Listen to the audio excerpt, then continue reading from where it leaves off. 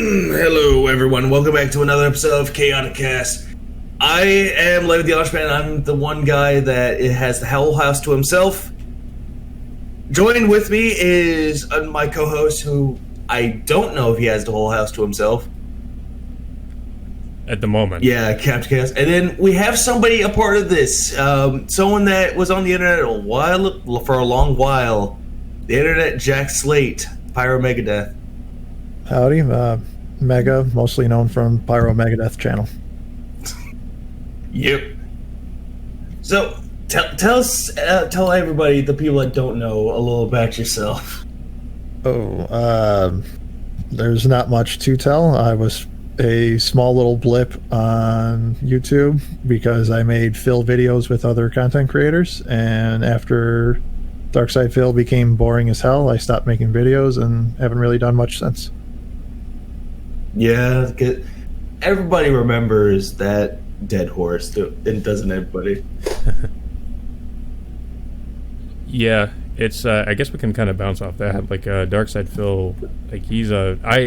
I guess I should go into kind of my brief history with that too, because I started out basically just making fun of the guy, and I kind of got into the whole anti-DSP community because of that. And that was just, in and of itself, that turned out to be a kind of hive of drama and all this other shit that, if anybody is familiar with the SOK, they already know what happened with that.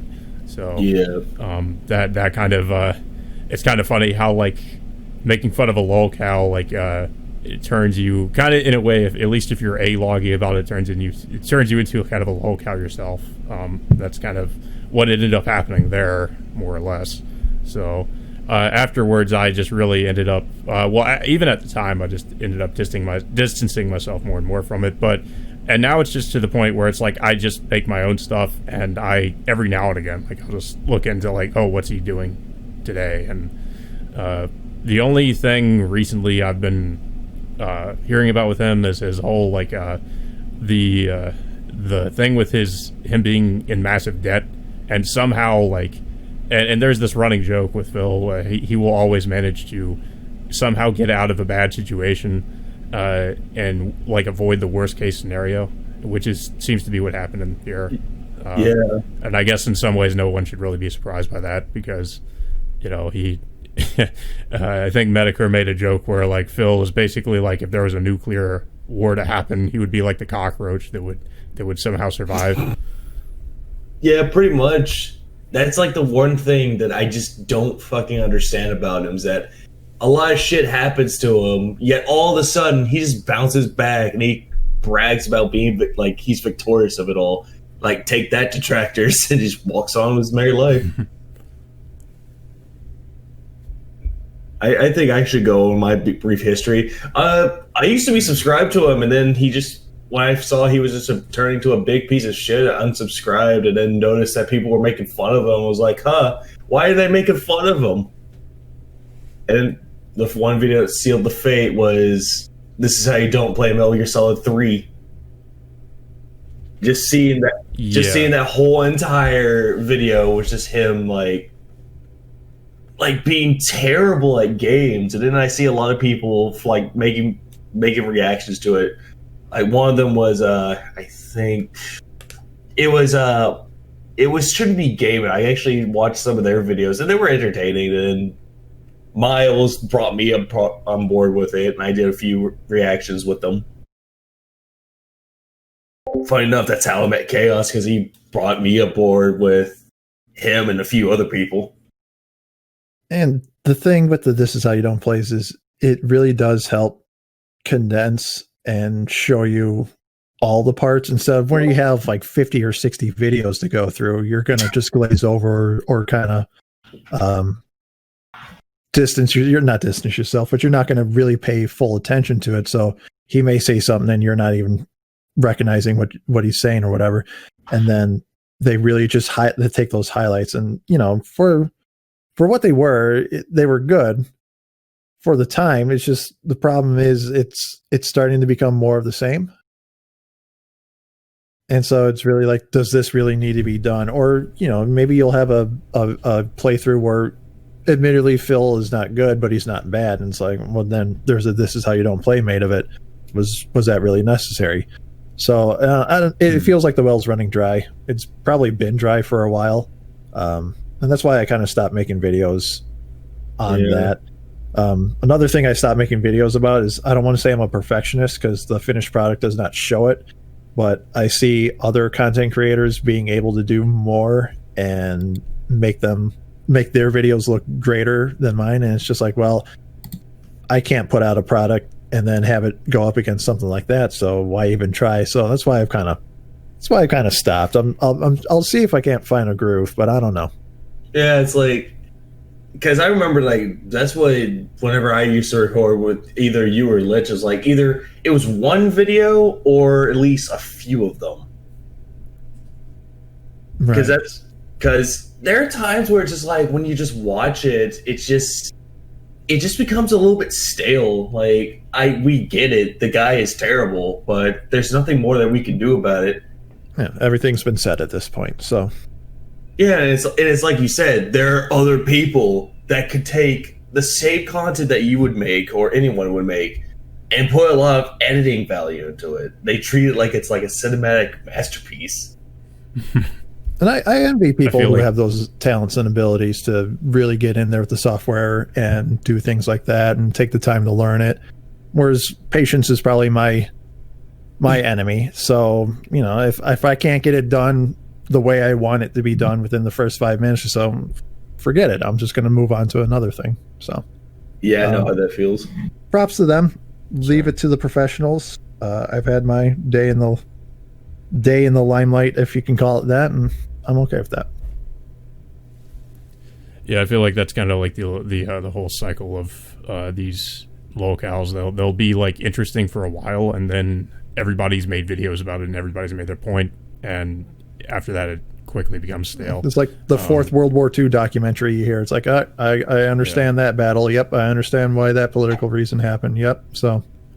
Yeah, I think another good example is Wings of Redemption, and how he like just had a lot of people just made videos about him, and because he would just get so angry, and he just had all this shit going on in his life that really like he's almost like the next DSP in a way, but now it's just not as fun to talk about him because there's not really as much going on with him, and it's just kind of a dead topic. Right, yeah. But the only thing that people would bring up with Wings, because a lot of people didn't even know who Wings of Redemption was unless you like were into Call of Duty. That is true. I had to have a history video essentially to see what he was known for before I found him out through memes. So yeah, that's how I found out about him, was like through memes, like the look here, listen, and him throwing his controller around like, look here. Look, listen! It's fucking goddamn, I don't know what you call it. Battering. A battering or a bop it. But yeah, then there was like Down the Rabbit Hole, which was like a 2-hour fucking video based around Wings. It was interesting to like listen to, but then when you just listen to it and watch it more and more, it becomes either irritating or kind of frustrating because you have to hear him talk all this shit. Wings is just more depressing, if anything. That too, yeah. Mostly just because of how depressed he himself sounds. Like, when he talks, it sounds like he wants to kill himself. I mean, I feel bad for the guy. I mean, you want him to improve, but the frustrating thing, too, is he never really does. And he always goes back to kind of doing the same thing. I haven't followed him in a while or the meme videos, but it sounds like he's at least lost more weight than what he started at. Yeah, and it sounds like he's getting married or something. So props to him. Yeah. Wait, that's the same thing with Phil too. Like I as much as I don't like him, I'll be like, well, at least he got married. Although I don't know what the situation is between the two of them now, because it sounds like things are kind of not going so well. But that's their personal life, and yeah. What? Who am I to intrude on that? Like. Yeah, exactly. But here's my whole thing, like with DSP getting married. It's not the fact that he got married. I mean, hey, it's a good, happy day to get married.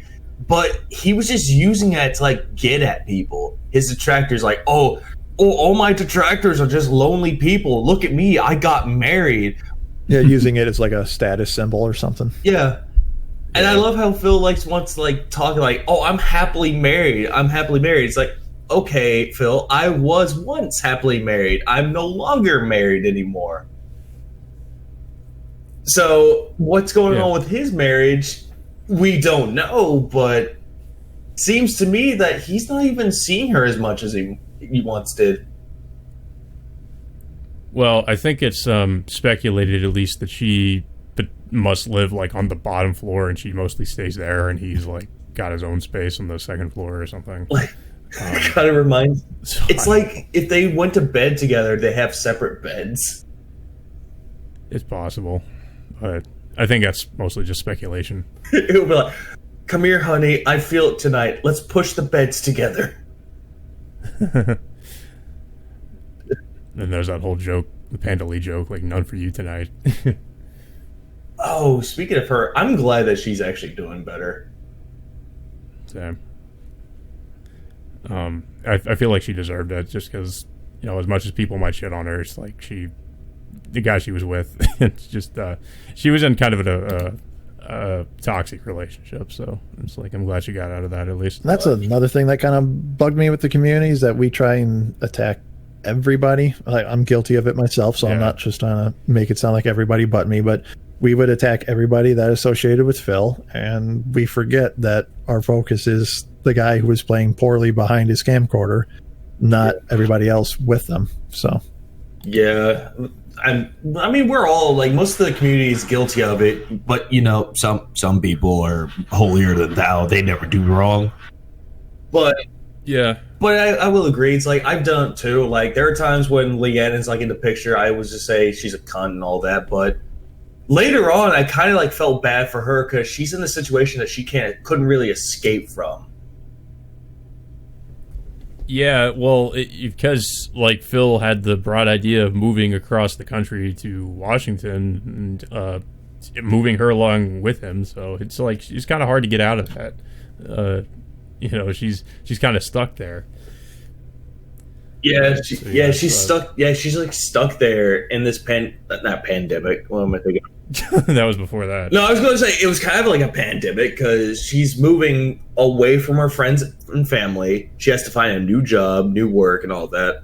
But meanwhile, yeah, and I mean, props to her too because she actually did do that. Try to find a job, but she was the only one like working and getting any money apparently. And she also still kept true to her business though, which is good. Granted, I haven't even tried any of her soaps, but I'm kudos for her doing it. And the one person that I never really attacked like throughout his videos was like John Rambo, because I believe that those two had good chemistry together, as shitty as Phil was. Yeah, I agree. I mean, he's another person I feel bad for too, because you know, Phil kind of was trying to. I think Phil just got really greedy with his business relationship with Rambo, and he was trying to get like most of the money out of the deal they had when they were working together. I think of course Rambo like talked about that on the podcast one time, like how Phil like was kind of trying to screw him over sometimes. Yeah, him and his friend Howard got like together and made a video how shitty Phil was. Yeah. Yeah, Rambo was like a likable person for the most part. You can more likable than Phil. You can watch the This Is How You Don't Play of Super Mario Brothers 3 and stuff, and as bad as the gameplay is, it is at least enjoyable to watch and listen to because the two of them are just friends playing games, and you know, it was nice to hear that kind of relationship from them. Yeah, and then Phil burned that bridge. We're only human. We're only human, but at the same time, we don't really burn bridges unless we have to. Yeah. I mean, he really like. I mean, like I think probably the worst thing he's probably ever done really was move into that house in Seattle. Just because like he cut himself off from his family, his friends, and now he's stuck there, like paying for this house. He's living above his means. Yes, and he was before, but now even more so. Yeah, That, and I think another thing that he did that really like fucked him over was when he told the whole story of when Lena went to the hospital. Oh God, yeah. Did you see the somebody did like an animation of it? It was like it's like I think it was like this animation thing where like DSP like this cartoon looking Phil like in the hospital and Leanna. It's kind of funny. There's some other animations of DSP he did too. And then there's the guy that does those like DSP puppet videos or whatever. Those kind of funny. Those are actually great. The guy literally has a sock puppet that looks like Phil. I remember that. I forgot who made that though. Same here. Ooh man. But Levy, I think you had some other topics too. It's like, and I believe you were using Reddit for inspiration. I don't know why. I was on my phone and all of a sudden Google pops up for me saying, "Hey, there's random questions that you could ask Reddit." I have been through some of these Reddit threads. Some of them are interesting. Some of the questions people ask on there. So it's interesting to read through sometimes. Yeah, like I had this one question that it just makes zero fucking sense, but it's so random. You could go on to Google Answers too and find some interesting things that people will ask. Or Yahoo Answers. Or hell, if you want good entertainment, just go to fucking Amazon and look at some of the products, look at the reviews. The product reviews, yeah. It's like I've seen some of those. It's like, what is it? Click was like a good one. What the? Oh, what'd they say about Click? Great. You really want me to look this up, don't you? Well, I'm curious now. Hold on now. Click movie with Adam fucking Sandler. Speaking of Adam Sandler, like, I feel like he's like a lot of his movies I just don't really care for, but I keep hearing good things about Uncut Gems. I have that downloaded on my phone. I have not watched it yet, but yes, I'm curious to see what the hype is around it. That's on Netflix, and I want to watch it. I saw it came up on Netflix. I was so tempted to watch it, but then I saw like the runtime. I was like, oh god, it was like I think it's like 2.5 hours. Review for Click: not good for kids. Language atrocious. That reminds me of those like parents that will like buy their kids like M-rated games or like R-rated movies, and they won't like bother to look at the rating, and then they'll like come back and complain about it. Yeah, I hate when people do that. Like, fuck. There was you see that a lot. Like, if you've worked retail, like, you know what I'm talking about. Yeah. Especially if you work at like a GameStop or something. Yeah, because I remember I went to go buy Final Fantasy IV for the DS. There was like this old. This was like years ago. This is like when the game first came out. And I just had the case. I'm waiting in line. A fucking old lady in front of me, like fucking 70s, went up to the GameStop clerk asking what game would be appropriate for for her grandchild, 8-year-old grandchild. The guy's like being really like professional about it, and he's like recommending like Mario, Kirby, and just like all these games like will be perfect for an 8-year-old. She's like turning them down. Believes that Kirby promotes like fucking bulimia, like dumb reasons, and that Mario promotes mushroom abuse and turtle abuse. I'm like, this lady's dumb, but okay. That's not really something I would expect an old woman to say, though. Like, that's kind of... I just feel like she would be ignorant about what those things are. Yeah, but she probably like hears it from like the Facebook group, like saying that gamers are evil and all that. And I remember I tried to recommend her Final Fantasy, just like any of them. She takes the case and throws it across the room. Tells me the reason why she didn't want that is because it has magic in it and it's evil. And then she ends up buying her grandchild Gears of War and Grand Theft Auto 4. Well, Mario is too. It promotes bad things, but let's give little Timmy the the game where you can saw people or monsters in half with chainsaw, or kill hookers. That's exercising demons. That's totally fine. It's a healthy thing to teach a child early about. Get them Doom. It's a good Christian game.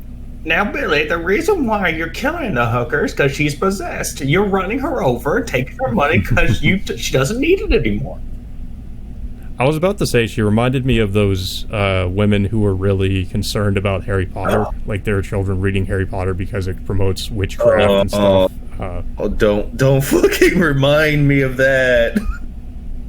I had I remember when I was in school, there was a kid that said I can't read Harry Potter because it's about like warlocks or something like that, and I was like, oh, okay. It's about magic. It's about fucking fantasy. Trust me, my mom was a part of that cult too when I was younger. She's like saying that Harry Potter's evil, promotes witchcraft, and then there's like actual fucking parts like of a film that she watched where it's showing people performing witchcraft, and then I see like Harry Potter, I'm like thinking, what the fuck were they talking about?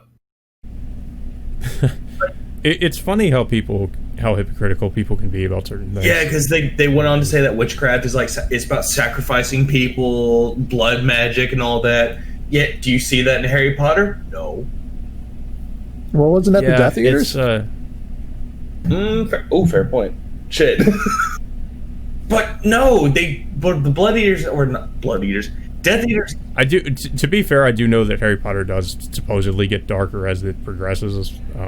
Like Deathly Hallows and like some of the later books. Yeah, this is like. But then again, I this is coming from someone who has not actually have never read the books. Any of them? No, I saw like Sorcerer's Stone a long time ago.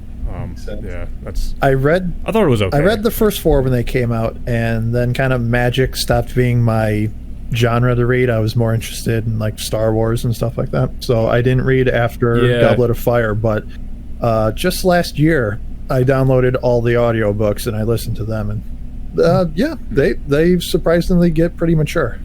Yeah, that's what I hear. But yeah, personally, I've always been more of a Lord of the Rings, Star Wars person. So, it was funny enough. My mother, who was a part of that cult of Harry Potter evil because witchcraft, she started to like Harry Potter after a while. Yeah, it's almost like, hey, if you read this, then maybe you'll find out that you're not, that you're kind of wrong about your assumptions. You're not. You know, they don't want to do that because it's evil. Chaos. Apparently, she didn't read the book. She fucking watched the movie. Yeah. Well, I mean, I don't know how well adapted the movies are, so I can't really say. They're actually pretty adapted. Sure, parts of it had to be removed to film length, but they did a pretty decent job at it. Yeah, I feel like I won't really have too much to say about the Harry Potter topic. Maybe other than J.K. Rowling constantly going back and like changing the sexuality of all her characters. But no, guys, it is you, the reader, who is gay. Yeah, did you know what was it? Dumbledore, Hagrid's fucking gay. Like all these other characters, they're all gay. They're trans now. How do you feel about that, Mick? Personally, their sexuality was never a point in the novel. Like Dumbledore and all that stuff had no effect on it. So, if she wants to say he's gay, fine, whatever. But it really didn't make an impact.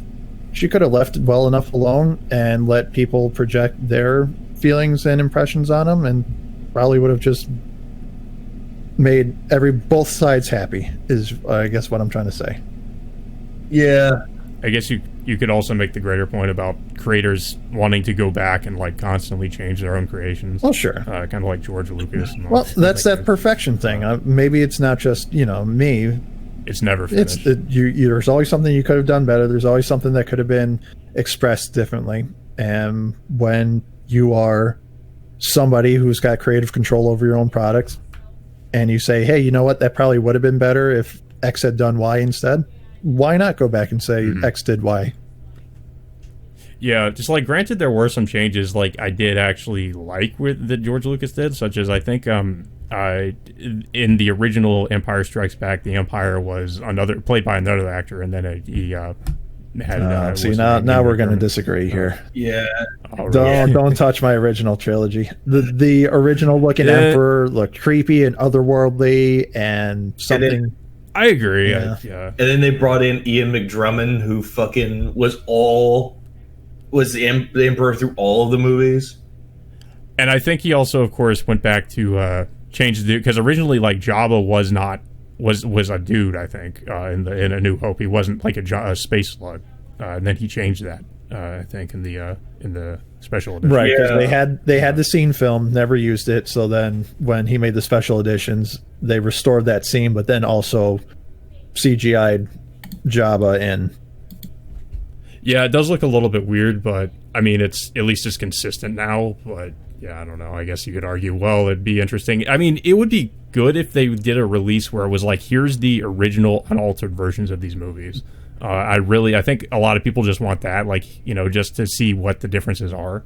But we're probably never going to get this is probably a topic that's been done to death before, and we can certainly make it a topic really on this channel. I could do a podcast on the changes itself, but yes. I mean, Star Wars is something you could make a whole fucking podcast about with all the shenanigans with that franchise, especially. If I recall correctly, I believe George Lucas used the original negatives to clean up and update the films, and then also put in his effects. So to have an original transfer from 1977 and onward is near impossible. When they did release the original edits or the original versions on DVD when those came out, but they used a Laserdisc transfer, and you can see the difference in quality there. So to have a full untouched original sets is a pipe dream at this point. Yeah, it's like that's what a lot of people would want. Like the fucking Blu-rays, when the Blu-rays of the original trilogy came out, people were wanting the original fucking movies. But no, it was George Lucas going back and making even more changes. Well, once again, if you don't have the source to put onto the Blu-ray, how are you going to release an unedited version? True. Yeah. But at the same it's like it reminds me of the some of these director's cuts of cuts of the movies that we don't have, because like I think that's the case with movies like Event Horizon. There was going to be a director's cut, but the footage for it was no lost. Kidding. So it's never going to happen. Darn, that'd be a good one to see.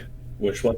Yeah, they apparently, I forget what the situation. It was some crazy thing. Like they had like I forget how it was lost. Like it's somewhere that they can't retrieve it. It's completely like destroyed or something. So yeah, because originally there was going to be like scenes where they showed the crew like literally going to hell, and I was thinking that would be really interesting. But I mean, I guess at the same time you could argue, well, it's the things we don't see in that movie that make it creepy. Absolutely. What movie is this? Event Horizon. If you haven't seen it, it's basically like a combination of it's a combination of certain elements of like Alien and like The Shining and some other horror movies. It's I think it's Paul W.S. Anderson directed it. The meme is that it's a prequel to Warhammer 40K. Yeah, it does have a lot of similarity. Like it's the similarities to Warhammer. So if you haven't seen that, Levy, I'd highly recommend. That's a good movie. Paul W.S. Anderson gets a lot of shit, I think, just because he did like the Resident Evil movies. But I argue he has done some good movies, like Pandorum, Event Horizon. I forget what else he's done. Did he do the original Mortal Kombat, or am I thinking of somebody completely different? He might have the 95. Oh, he didn't. Okay. Yeah, he did the 95 Mortal Kombat movie. Okay. Oh, he did. Okay. He also did Dead or Alive, but he was a producer. Oh, Jesus. Oh, yeah, I remember that movie was not good. Death Race. That movie was actually decent. Death Race 1. Yeah, then I do remember they made a bunch of sequels to Death Race. Oh, he's also doing the Monster Hunter movie. Yeah, that's right. Oh, that makes sense just because Mila Jovovich is in it. Yeah, because okay, how do y'all take on that? Because I saw like there's like they had like a trailer for it and everything. It doesn't look as good as people make it out to be. I didn't think anybody was really excited for it because it's like it's a live action, it's an adaptation of a video game. So those people almost are always like have low expectations for that. Well, especially if it's like a live action movie. I have not seen the trailer, so I cannot comment. Plus, I think I maybe played 10 hours of Monster Hunter World and just dropped it. So I'm not going to be able to help you much with that. well, I don't blame you. Yeah, I don't blame you. I feel like Monster Hunter would work better as like an animated movie as opposed to a live action movie, just because of how fantastical it is. Like, I mean, you could do it, I guess, but it's. Or they could just make it into a series, like an animated series. Like, what is it? The first episode, the guy's starting out and he's fighting like a small monster. He's like moving up in the ranks, and then there's one he's supposed to fight one monster, but another monster comes into play, like a Rathalos or some shit. Yeah, I mean, I guess it would work better as a series, but I feel like I don't know. I guess it depends. Like, before it's like Netflix original series or something. But yeah, I don't know. I also don't know enough about Monster Hunter to really say whether it's going to be good or not. I think the only Monster Hunter game I have is Monster Hunter World, and I have not played that yet. Gotcha.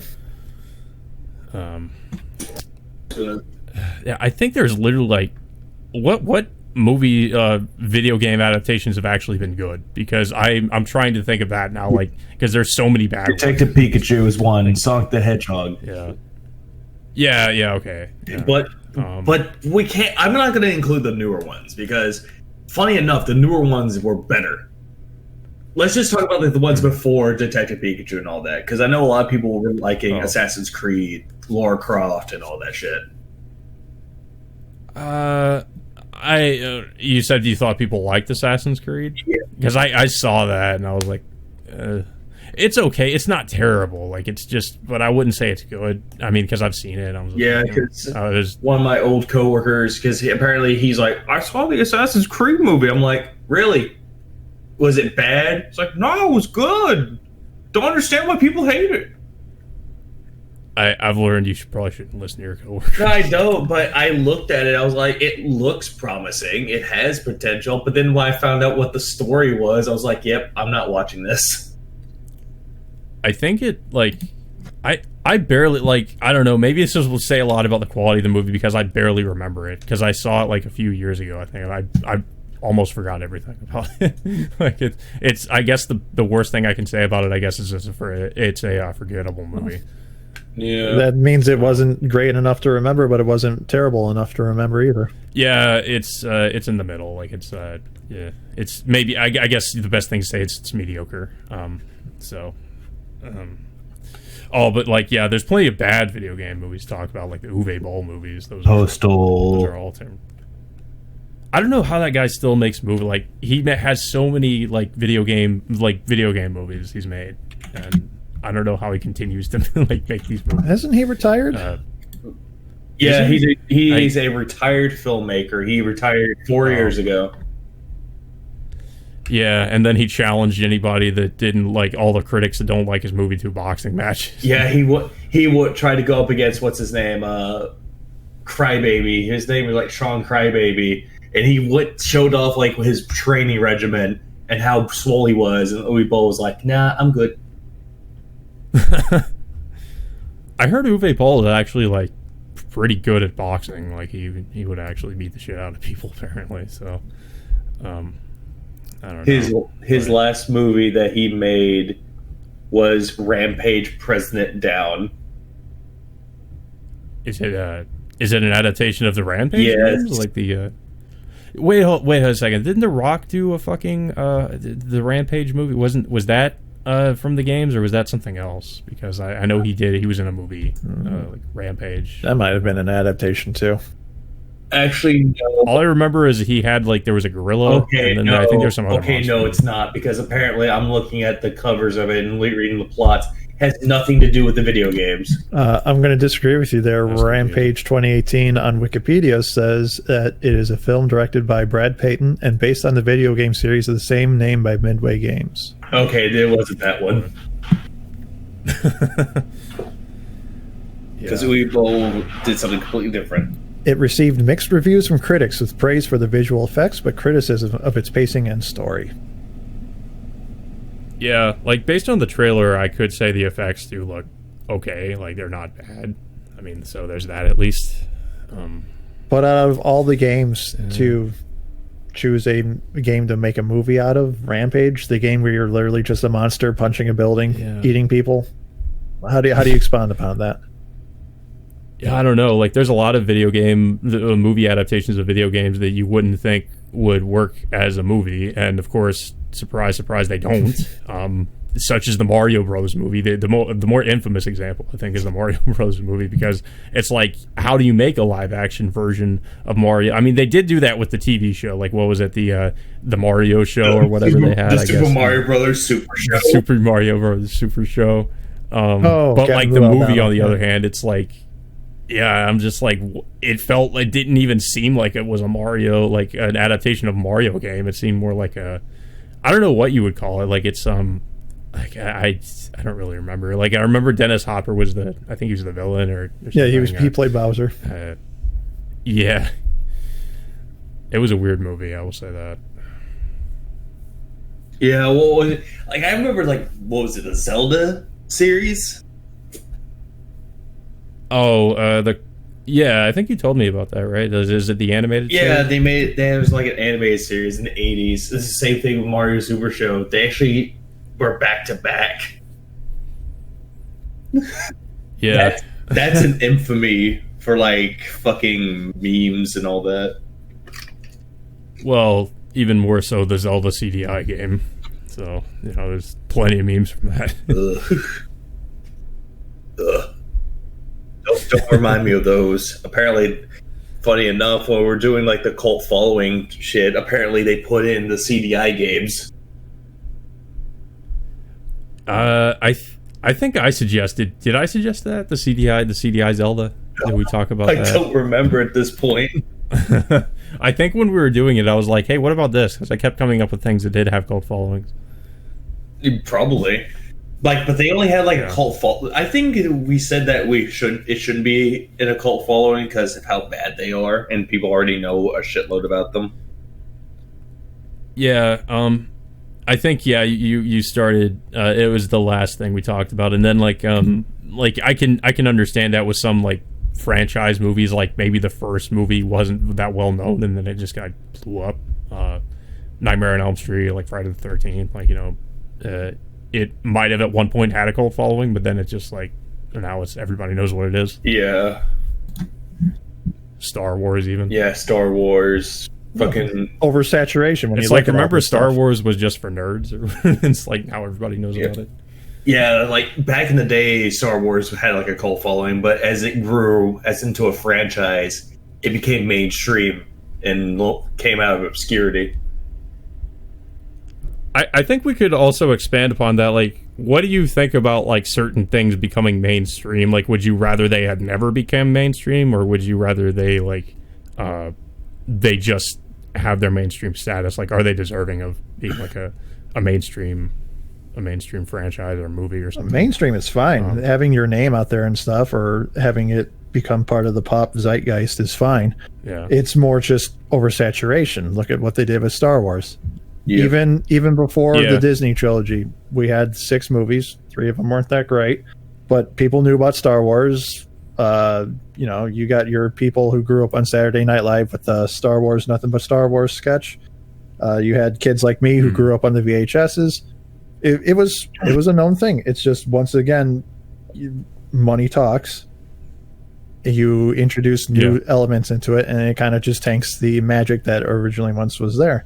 I feel that you shouldn't have to keep doing sequel after sequel after sequel. You put out the product, there it is, and move on to another thing.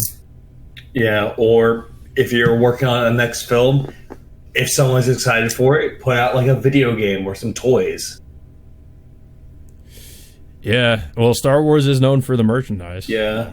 But not so much anymore, though. I mean, I do know the toy sales have gone down. Yeah, because kids nowadays don't play with action figures anymore. They just go on their fucking PlayStations and play Fortnite.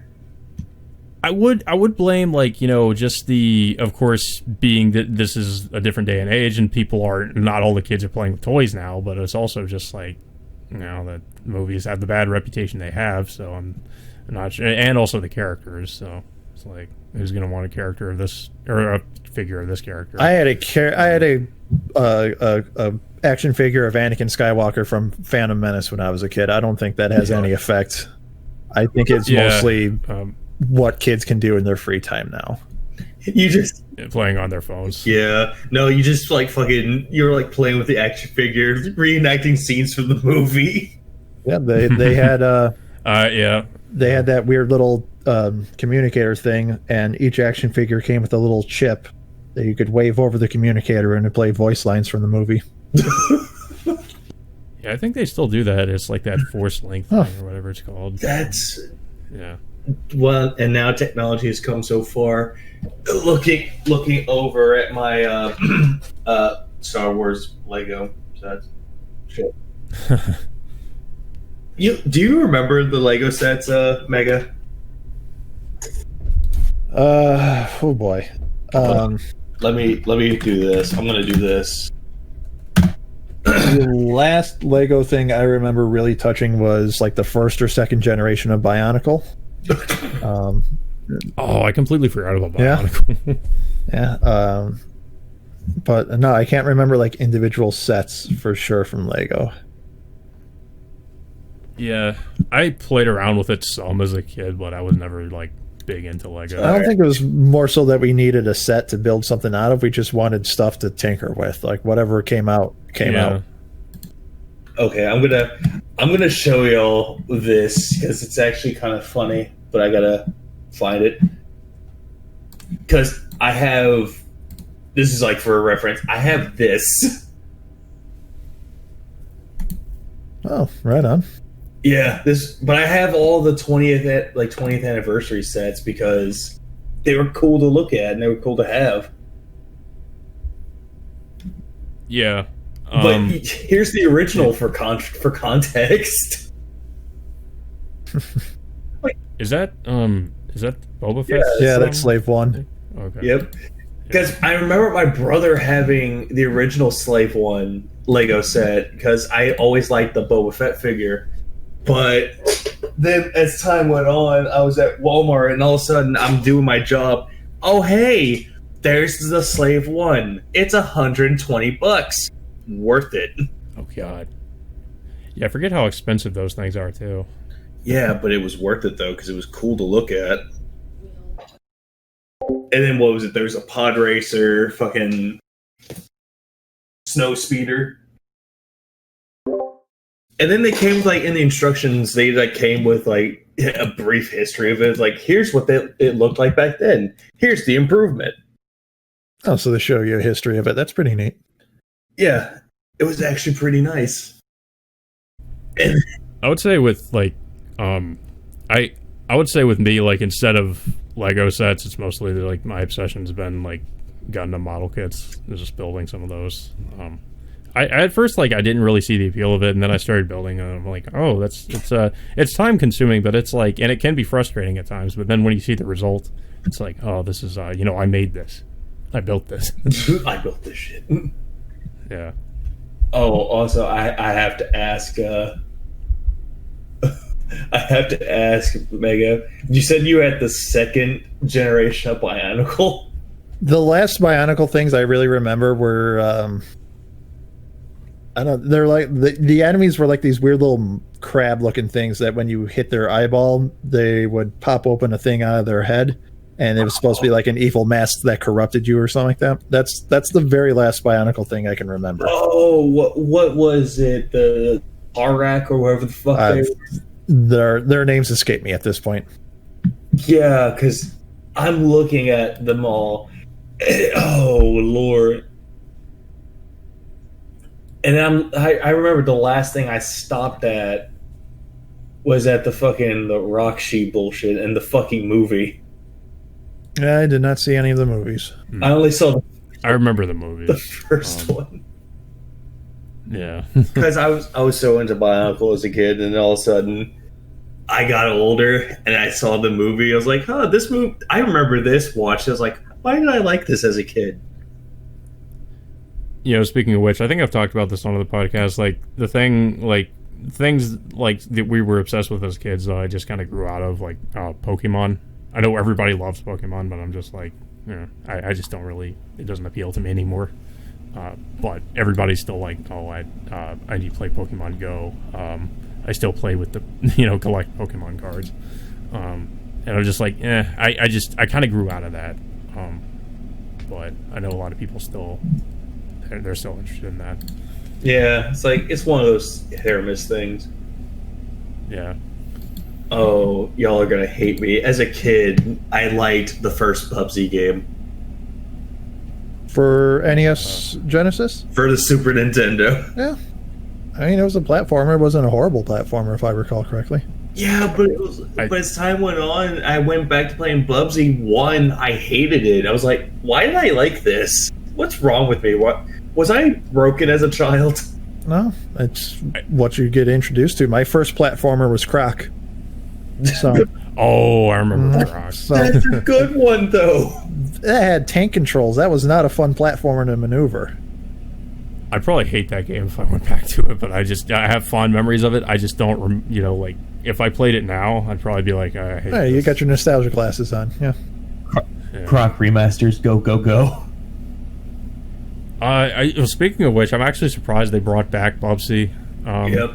With fucking Manana as Bubsy. Oh, God, I didn't even know that. Yeah. I actually... But yeah, like, I think most the Bubsy game everybody, like, points to when they talk about, like, bad, like, how bad it is Bubsy 3D. Yeah. I rented that. I specifically remember renting that from Blockbuster. Yeah. Oh, hang on. Let me see if I can find it. Uh-oh. You still got the original jewel case? That's fine. Would you consider that like a collector's item now, really? Like, is it kind of? I have to wonder if that's like sought after. I don't know if the ROM got dumped online already and it's not known for being great. Like, what's the point? Yeah, well, I mean, you never know though, because there are like things you would not expect to be like collector's items end up being collector's items. Collector's item, my ass. I paid $10 for the damn game. Well, maybe not. Did you get it recently? No, I had this. I bought this years ago because I was in a weird collecting stage where it's like I'm gonna find bad games. So I found Bubsy 3D for fucking $10, but $20 for Bubsy 2. Bubsy 3D on eBay, $10. Yeah. Bubsy 3D, Okay, well. 1997, complete with poster insert, $49. That guy's got his eyes on the sky there. Bubsy 3D, game only, $11.99. So no, I don't think this is too much of a collector's item. No, and like, Well, I know I definitely want that Bubsy poster. no. Let everybody know that I'm a huge fan. Yeah, what was I'm looking at this goddamn game.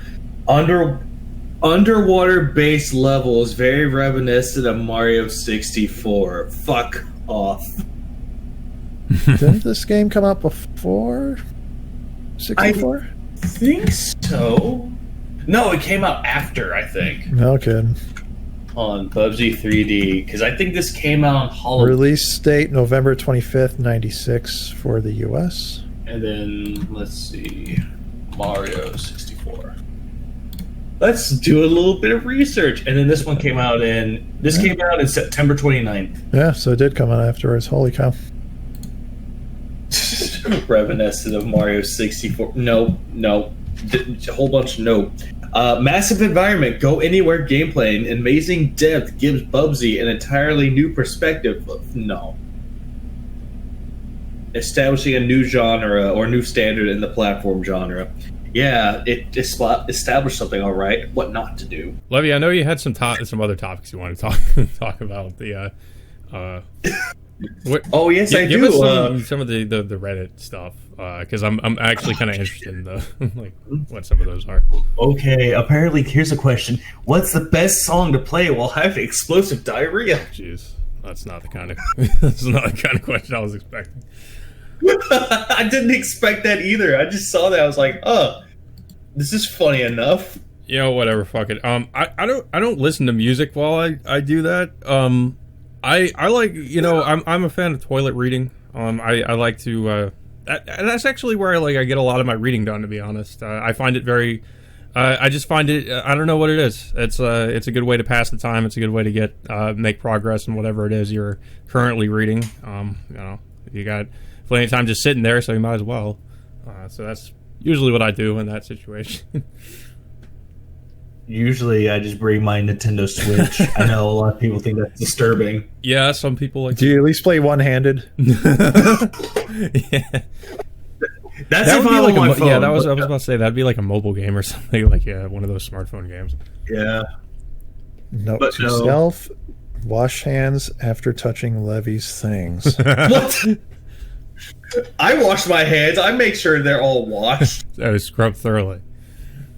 Yeah, I take like a fucking washcloth and just wash it. Then there are times I just take my phone with me, so it's like that's it. Yeah, playing the gotcha games. Gotcha games, Fire Emblem Heroes. There are plenty of those fucking gotcha games. I can't keep up. But if I had to say what song would have to play when that happens, Rules of Nature.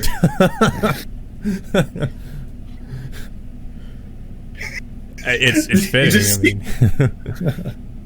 You just hear a guy screaming after having it, then you just hear Rules of Nature. He kicks the door open. I'm gonna have to go with Raining Blood. Oh god. I can just imagine like Vegas like in the bathroom. All of a sudden, he's trying to cover it up. Talk with the doctor after that. You're like, so I've been noticing a difference in my stool recently. Then all of a sudden, Megan just comes out with a bass guitar singing "Rain and Blood." Yeah, how'd you know? That would be my instrument of choice, is the bass guitar. Well, that's also what the lead vocalist played too. Oh, right on. That's another thing I've noticed. Like sometimes, like the best bands, sometimes the bassist is the vocalist. Yeah. Well, I mean, when you're the bassist, you only have to play the same 3 notes over and over again, so you can kind of just That's true. do that in the background. Unless you're Les Claypool. True. Because that man, I mentioned this like in bands with cult followings when I mentioned Primus. That man is gifted when it comes to bass. I didn't know anything about Primus until he like mentioned it to me. I didn't even know they were the guys that did like the South Park song. I thought that was actually like, for the longest time I thought that was actually the creators doing that. But no, it was a band I had no idea existed. Oh, have you ever played Guitar Hero 2? Have I? No. I think I played 3. I didn't play. I still own it. Yeah. Okay, good, because Megan knows what I'm talking about, because in Guitar Hero 2, John the Fisherman is on that game. Yeah, that song. Yeah. Yeah. He has no time for father's daughters. Yeah, Primus has some interesting album covers. It Yeah, really but the did song- remind me of like a Tool music video or something with the way they look. Yep. Oh god! Now I'm just looking through all the Reddit questions that I end up saving on my phone. Well, what else you got? Send me a link. Okay, here's one. What's your recommended hangover cure? More beer. Well, one of my coworkers told me that apparently milk works well, or drinking milk or something like that. I forget what it is. Apparently, it sobers you up or something. I'm not sure, but yeah, I don't know. I wouldn't know what to say to that because I honestly have not been hungover that much. There was once or twice I think in my life so far I've actually been hungover. Yeah, I was hungover once, but fuck. Dude, I can tell you it's not fun. Like it's you might have fun the previous night, but you won't have fun the next day. Yeah, because I remembered that this was when the Astros were in the World Series. When I was with my ex-wife. Yeah, it's all hazy now. Yeah. Like I was with her, and then we just got super drunk at a bar. Came home, we were both hungover. Went to go get pho, and that soup is medicinal, man. Yeah. Vietnamese noodles soup, and it's really good. Never had that. I don't think they have a pho place where you live though. No, it's mostly like Chinese, Japanese. So are you Chinese or Japanese? Probably why. Chinese is not gonna help. I'll tell you that. It'll give you They'll the just shits. Well, may I explain the explosive I diarrhea? mean, because they give you a lot of fucking food, so, and a lot of spicy food, which doesn't help. How about you, Mega? Do you have any cures? Fun fact about me: I do not drink, so I have never had a hangover. I'm going to have to abstain from this question. Yeah, that's fine. That's fine. I can respect people that don't drink. I do it partially for fun, and also just because, like, you after a while you do develop a taste for it. So it's like, because I remember when I first drank beer, I'm like, this is nasty. But then I also had like Budweiser, and Budweiser is like lowest tier beer in my opinion. Well, I think that's also it might be Pabst Blue Ribbon actually, not Budweiser. For me, I don't like not being in control. Yeah. So to have the inhibitions lowered and stuff like that, I'm not a fan of that. Yeah, I mean it can be fun. So maybe it's a coward thing. I don't know. I see it as a cowardice thing where I'm not allowing myself to experience that. Yeah. But I don't want to put myself in that situation. I would say, like, if you're around certain people that you trust, like, I would be fine with it. But, like, if you're in a setting where it's like you don't know these people and you're just like you said, you're out of control and you don't know what you're saying and what you're doing, then it's like you can end up really regretting, like, sure, stuff like that. And you can't use the excuse, oh, I was drunk, but it was still you that said it. Yeah, because you may have had lowered inhibitions, but that's still you and what you're thinking. Yeah, exactly. Because, like, you know, when you have enough alcohol in you, that actually brings out what you really think. Like, I can say from experience, because when I get drunk, like I mentioned, my filter goes away. I literally say everything I'm thinking, and that can be really bad. So, yeah, it becomes a problem. Because I know how that feels, because I said something and they were mad the next day. It's like, I didn't mean it. No, but at the same time, I meant it. Well, I said I was drunk, so it was okay. Yeah, that's always the excuse. Maybe I was drunk, don't blow. But I just don't blame it, though, because there's a lot of people that don't like to drink alcohol because some people don't like the taste of it. I can totally understand. Some people they don't like the taste of it. They don't like the feel of being buzzed. And then the one about not being able to have control is another one. It's also just because, like, I mean, and even I'm like, I just kind of regret it sometimes because I'm like, I'm destroying my fucking liver. And I'm also probably destroying my brain cells when I fucking drink too much of it. Destroying brain cells, I'd do that on my own video games. What are you talking about? Yeah, dude, that'll do it too. But then again, there's so much shit that's like bad for you, so it's just like at some point it's kind of unavoidable. Like you're going to. It's all bad for you. Just do what you like. If you listen doing, to like stuff responsible. doctors say, you're going to have a miserable life. Like if you just always want to strictly adhere to it.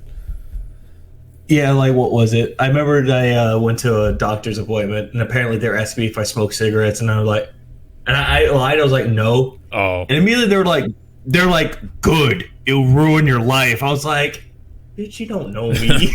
Don't go to the dentist. They'll fucking they'll destroy you for that. I think that's like my least favorite to go to is the dentist. They'll try to roast you. It's like, did you brush your teeth? No. Because it's like yes. It's also because I'm a coffee drinker. Like I literally have an addiction to coffee, and they always like you need to it's all the coffee you drink. Even though like I brush my teeth like twice a day, it's like I drink a lot of coffee, so they're always like you need to stop that. But it's hard though, like because it's to the point where like if I do, I get like these fucking massive headaches. So yeah, you get caffeine headaches, caffeine withdrawal. Oh, you know what? Hold on. I think I have a serious question. Apparently, they labeled it as serious. Uh-oh. What tip or piece of advice do you constantly see and strongly disagree with? What kind of advice? Any piece of advice. Oh, there's a lot. Be a swinger. Yeah. I mean, in terms of relationship advice, yeah, that's you won't get a relationship out of that. Or the worst piece of advice that it sometimes works, but not really, which is, oh, don't worry about you looking for somebody. They'll look for you. It depends. Like, I feel like that's kind of true, but it really, like, I mean, if you just, like, stay in your room all day or do nothing, you know, yeah, that's never going to happen. But, like, if you put yourself out there, then maybe that could be true. But like I said, it really depends on the person and the situation. I think it also kind of tells you don't obsess over it. Just let it happen naturally. Yeah. Don't keep constantly looking. Just put yourself out there. Come back to it in a day. See what happens.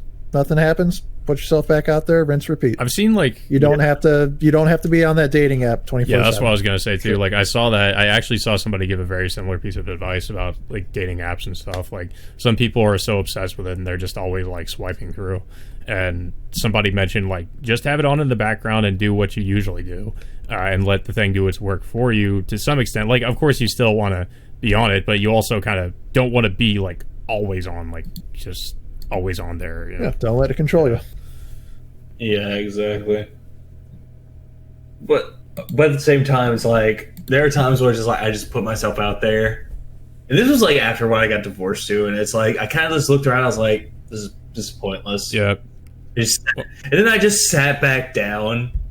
Then someone noticed me. I was like, huh, that advice actually works. It's funny how sometimes you really don't have to. Like, if you don't try as hard, then you might have more luck than if you, like, try really, really hard.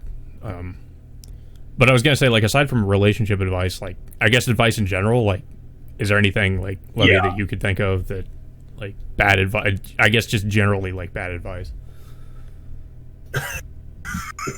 Generally just bad like, advice. Just anything else, I guess, you know. I have a hard time thinking of that. Here's one that I highly disagree with. The customer is always right. Yeah, I forgot about retail. Yeah, that's a good one. Like, we have all worked in either fast food or retail before. I've worked in retail. So, yeah, because I was at a job where people are just assholes to the employees, and we do nothing wrong. We try to do everything that they want, and we just get shit on. But apparently, I couldn't take it at Taco Hell anymore, and because they cut my hours to 3 days a week, and I got shat on by both my coworkers, and customers. So I was like, "Fuck this! I'm not going in." So I quit. I just stopped because I'm just tired of it. Yeah, I really like. I can't stand that customer is always right mentality because it's like, yeah, that's not always true. But I've dealt with all kinds of people working retail. So I mean, there are people who are always going to be unsatisfied, and then there are people who are going to be easy to get along with, and everything in between, basically. So, yeah, it's like. Are they always right? Possibly. Are they wrong? Oh, fuck yes, they're always wrong. Yeah. It's like they think, and it's also like when they think they know better than you, like they think they know that you have something when you know you don't have it. Because it's like, it's like, hey, I work at this store. I don't think you work here. You know, like. Yeah, the fucking nacho fries. Oh, yeah, I think I had those once from Taco Hell, the nacho fries. They're actually not too bad. They're pretty good. How about you, Mega? Have you ever had nacho fries? No, I have not. Good. Very rarely do I go to Taco Bell. What's the stigma with nacho fries? Okay, here's my fucking thing. And this is sort of an ex-employee there. What really brings my piss to a boil is that they were out of it for half a year, and they come up to the goddamn speaker and go, "Do y'all have nacho fries?" And I have to tell them, "No, we do not." we have potatoes, but it's not that. I want fries. It's like, you know how to make nacho fries. It's essentially take a bag of fries and taco seasoning, mix it all together, throw it in the oven. You're done. Did you not have like a not out of order, but out of stock sign on the advertising bill there? No, because it was a limited time item. Ah. And they took it off the menu. Oh, okay. So when people were asking for it, it wasn't even on your list of things to buy. Exactly. Good stuff. I mean, they're good. Okay, I'll give my job this. When we're out of something, we will remove it from the fucking menu. But at the same time, they think that it's like McDonald's. Like, we have a secret menu where we do have the nacho fries. But it's like when you go to McDonald's and ask for a McGangbang, and it's like, it's disgusting as a name as it is. Most McDonald's don't do it. Well, I will say about McDonald's, they always have the, like, the only reason I go there is if they have the McRib, and they only very rarely have the McRib. But they won't tell you, they almost never tell you, like, when they have the McRib again. They'll just have it, and nobody knows, and it's like, oh yeah, we have that again. And that's pretty annoying. Like, I don't like how they do that. So I can at least in that sense see how the customer would be confused, because it's like the McDonald's is so inconsistent with bringing back the McRib and then not having the McRib, and it's like, well, I don't want any of your other fucking food. I just wanted the McRib. So. Oh, you said 20-piece nugget? With barbecue the kids' sauce? Meal? What? This leads to another question. What is the one food item at fast food places that you liked that they don't have anymore? Ooh. There's a couple, like I mentioned, the McRib. And then Chick-fil-A had this, like, and I think it's just a summer item, but it was a barbecue chicken sandwich, and it was so fucking good. And like, I like their other sandwiches, but I like that was my favorite thing, and I'm so mad like that it's just a limited time item. Because that's like, otherwise I'm just kind of lukewarm on anything from Chick-fil-A, because it's okay, but it's not my favorite place. But like the fucking barbecue sandwich, I was like, okay, I really want that. Like, it's really good. I also with McDonald's, like, it's another limited time item, and they only do it around March, which is the Shamrock Shake. That thing is fucking amazing. I love it, and they only have it for a limited time, and it's what makes it a Shamrock? It's green. Like, what's in it? That's it. Pretty much, yeah. It's just like green coloring, but green dye number 6. That's it. But it tastes good though. God. Like, I mean, it's like that's what I liked about it. Like, but yeah, like everything else, like I'm not like, I like that better than their. Well, the McFlurries they have are okay, but it's not my favorite. What about you, Meg? I don't. It's been a long time since I've been there for breakfast. Yeah. I think it's been discontinued. I'm not 100%, so this could be total BS. But McDonald's had a steak, egg, and cheese bagel that I would swear to, and I don't remember seeing it on the billboard last time I was there. Yeah, my favorite thing for their breakfast menu is just the McGriddles, like the sausage, egg, and cheese McGriddle. I fucking love that.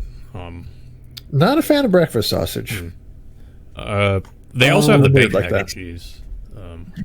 I think they still have it. I know exactly what you're talking about, Megan. It had like cheese, steak, onions, and egg.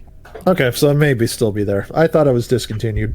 It could be, but I don't know anymore. It's been a very long time since I've had a McDonald's breakfast. Discontinued. I have to look this up now.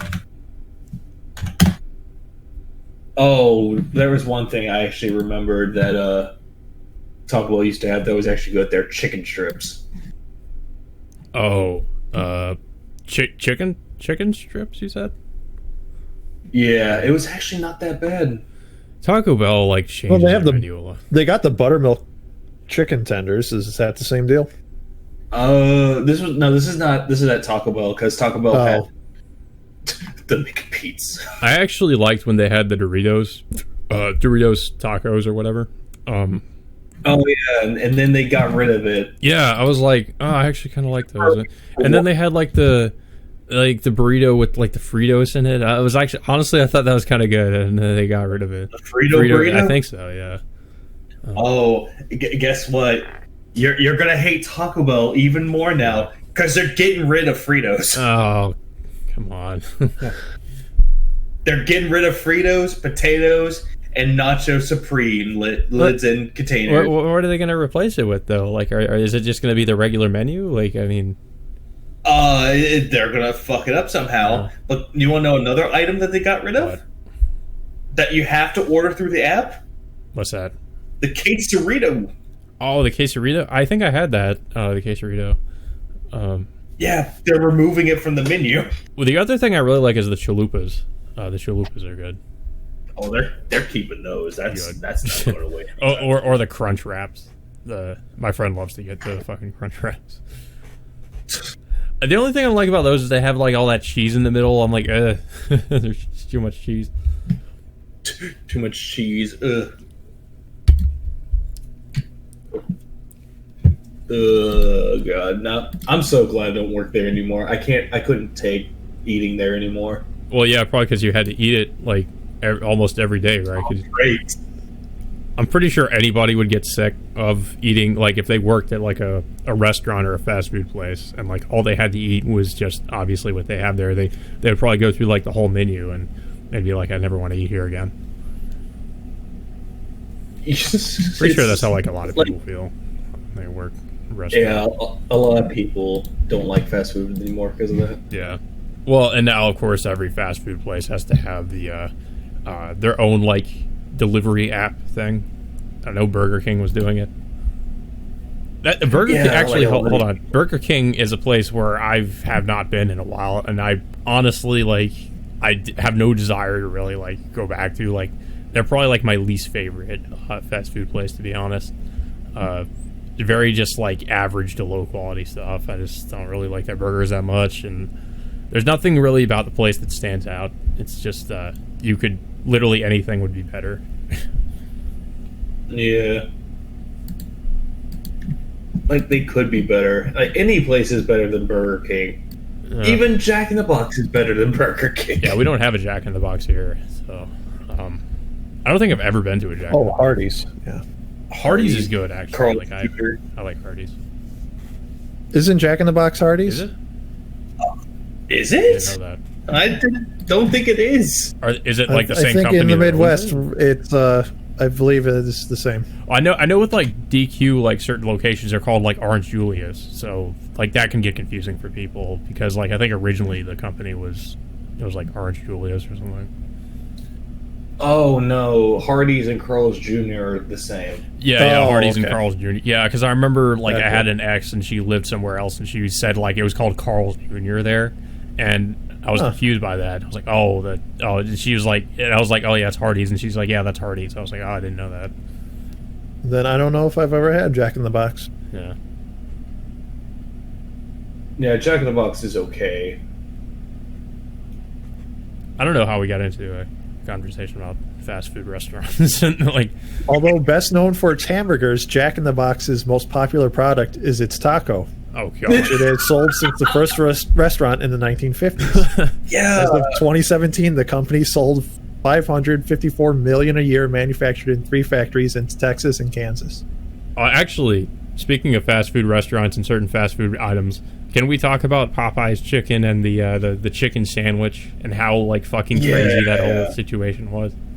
Still haven't had the chicken sandwich. I don't know what's so great about it though. Like, is it really that good? To where like, I mean, I've had the Chick-fil-A chicken sandwich, but I've never like had the Popeye's chicken sandwich. I don't really know if there's some special ingredient they put in there that just gets people to want to kill each other just to get their hands on the chicken sandwich. No. Chaos. Here's the real question. Is it good enough for people to rob a Popeyes, not steal their wallets and the money in the safe, but chicken sandwiches? I guess so. I don't It's funny how the Boondocks actually like predicted shit like this would happen. That people would freak out over fucking chicken. I think they were actually parodying something similar that happened around that time where like I think it was another Popeyes, but it wasn't the chicken sandwich. I think it was like the Popeyes was out of all the chicken products they had. Oh, it was probably KFC they were making It fun might have of. been, yeah. Like it might have been either. I think it might have been KFC. Yeah, like and then they were like interviewing people, and this woman was like, "How am I going to feed my family if I don't have like KFC or whatever?" So it was just like, and I think they were just making fun of that. But it is pretty ridiculous, to be fair. Like, you know, you mainly sell chicken. You're out of your chicken. Like, how does that happen? Is this the one where the flu gets spread through the chicken? Yes. So it makes references to the 2009 flu pandemic, as well as the controversial KFC Oprah Winfrey promotion for the former's then new Kentucky Grilled Chicken products. We are currently out of chicken. Uh, God, I remember Boondocks was such a good show. It was. Did that get canceled, or did that ever like get a new season? Because I think I heard it. It got a 4th season, and everyone hated the 4th season. Oh. Yeah. Because it stopped being a parody of some things and just ripped off of everything, like Breaking Bad. Well, it was also produced without the series creators, so That's always that definitely doesn't help things any. No, it didn't. Honestly, whenever I recommend Boondocks to people, I tell everybody that the only seasons to go for is 1 through 3.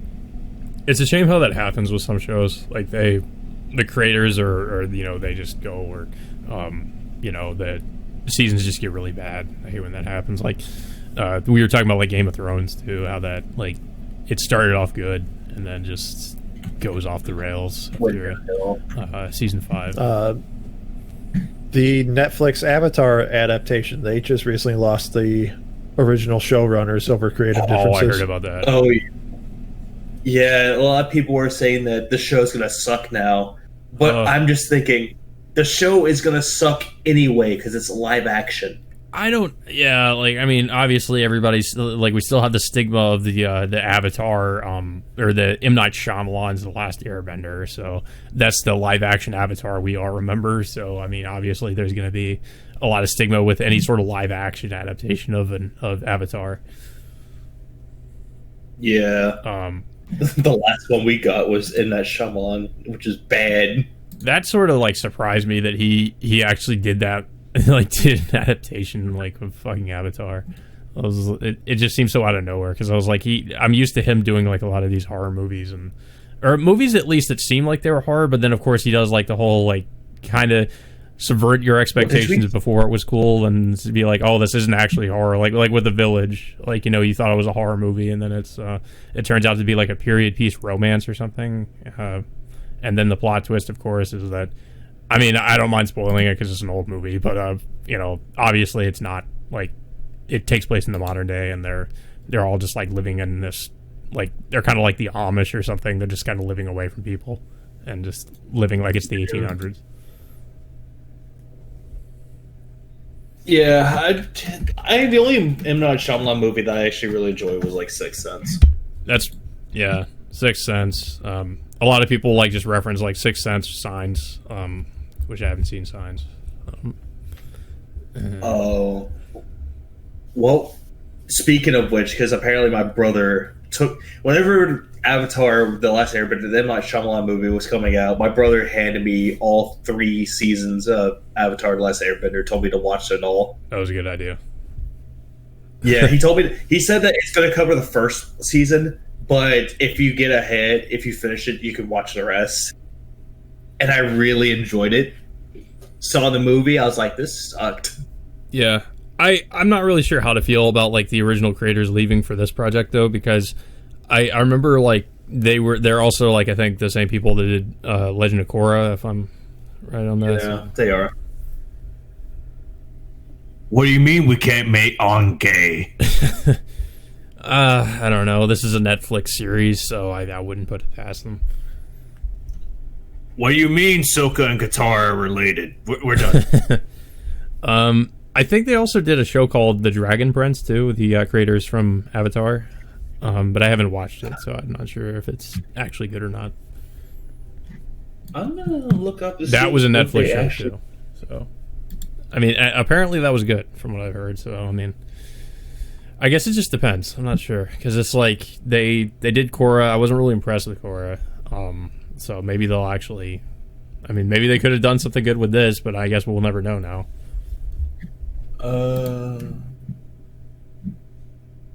I'm trying to see what. No, they didn't do the Dragon Prince. Okay. I thought I heard it was somebody that was involved with Last Airbender. No. Yeah, it's not. I even looked up the other creator, Michael Dante DiMartino. Yeah. It's not. Oh, what? What the fuck? Apparently, Michael Dante DiMartino was a director of Family Guy and King of the Hill episodes. I mean, I'm not too surprised. He probably, I'm sure he worked on other animated shows before or while he was doing Avatar. So, yeah, this was like his first part directing, and then he did an episode of Mission Hill. Then in 2005, he did Avatar: Last Airbender, where he created it with Brian, somebody I don't know. Yeah. But yeah, that's it. This is about it. Yeah. So Levy, any other interesting topics we have from the Reddits? Let's consult the Reddit. TV no, we're men here. What TV show made you genuinely cry? I mean, this isn't me like trying to be the tough guy or anything, but I find it hard to cry in general. Like, there's really not a lot of shows that have made me do that or movies. All right, let me rephrase that. What video game made you genuinely cry? No video games have done that. I will say that there have been shows and movies that made me cry, but it's very rare that it happens. I think when I was a kid, like I remember I saw Titanic. I actually cried when fucking Jack drowned. What? Yeah. I know it's kind of sort of like a chick flick type movie, but I liked it as a kid. I probably wouldn't like it now, but he cried when the heart goes on. Yeah. But I think I was like 6 or something. I was pretty young, so. Walking Dead Season 1. Yeah. Metal Gear Solid 3, Metal Gear Solid 4. I will agree with him on The Walking Dead Season 1. I will say Metal Gear Solid 4, like the ending of it kind of pulled at my heartstrings a little bit. Just the scene where they're in the cemetery and like what was it, like Big Boss comes out and there's Zero in the wheelchair. They're considering killing him. They're like, no, it's not worth it. No, they do euthanize him. Okay, it's been a while since I played it. It was nice to finally have Snake get a win in, and finally everything that Big Boss created and led to all this has been dealt with. Finally, we have a nice happy ending to this storyline.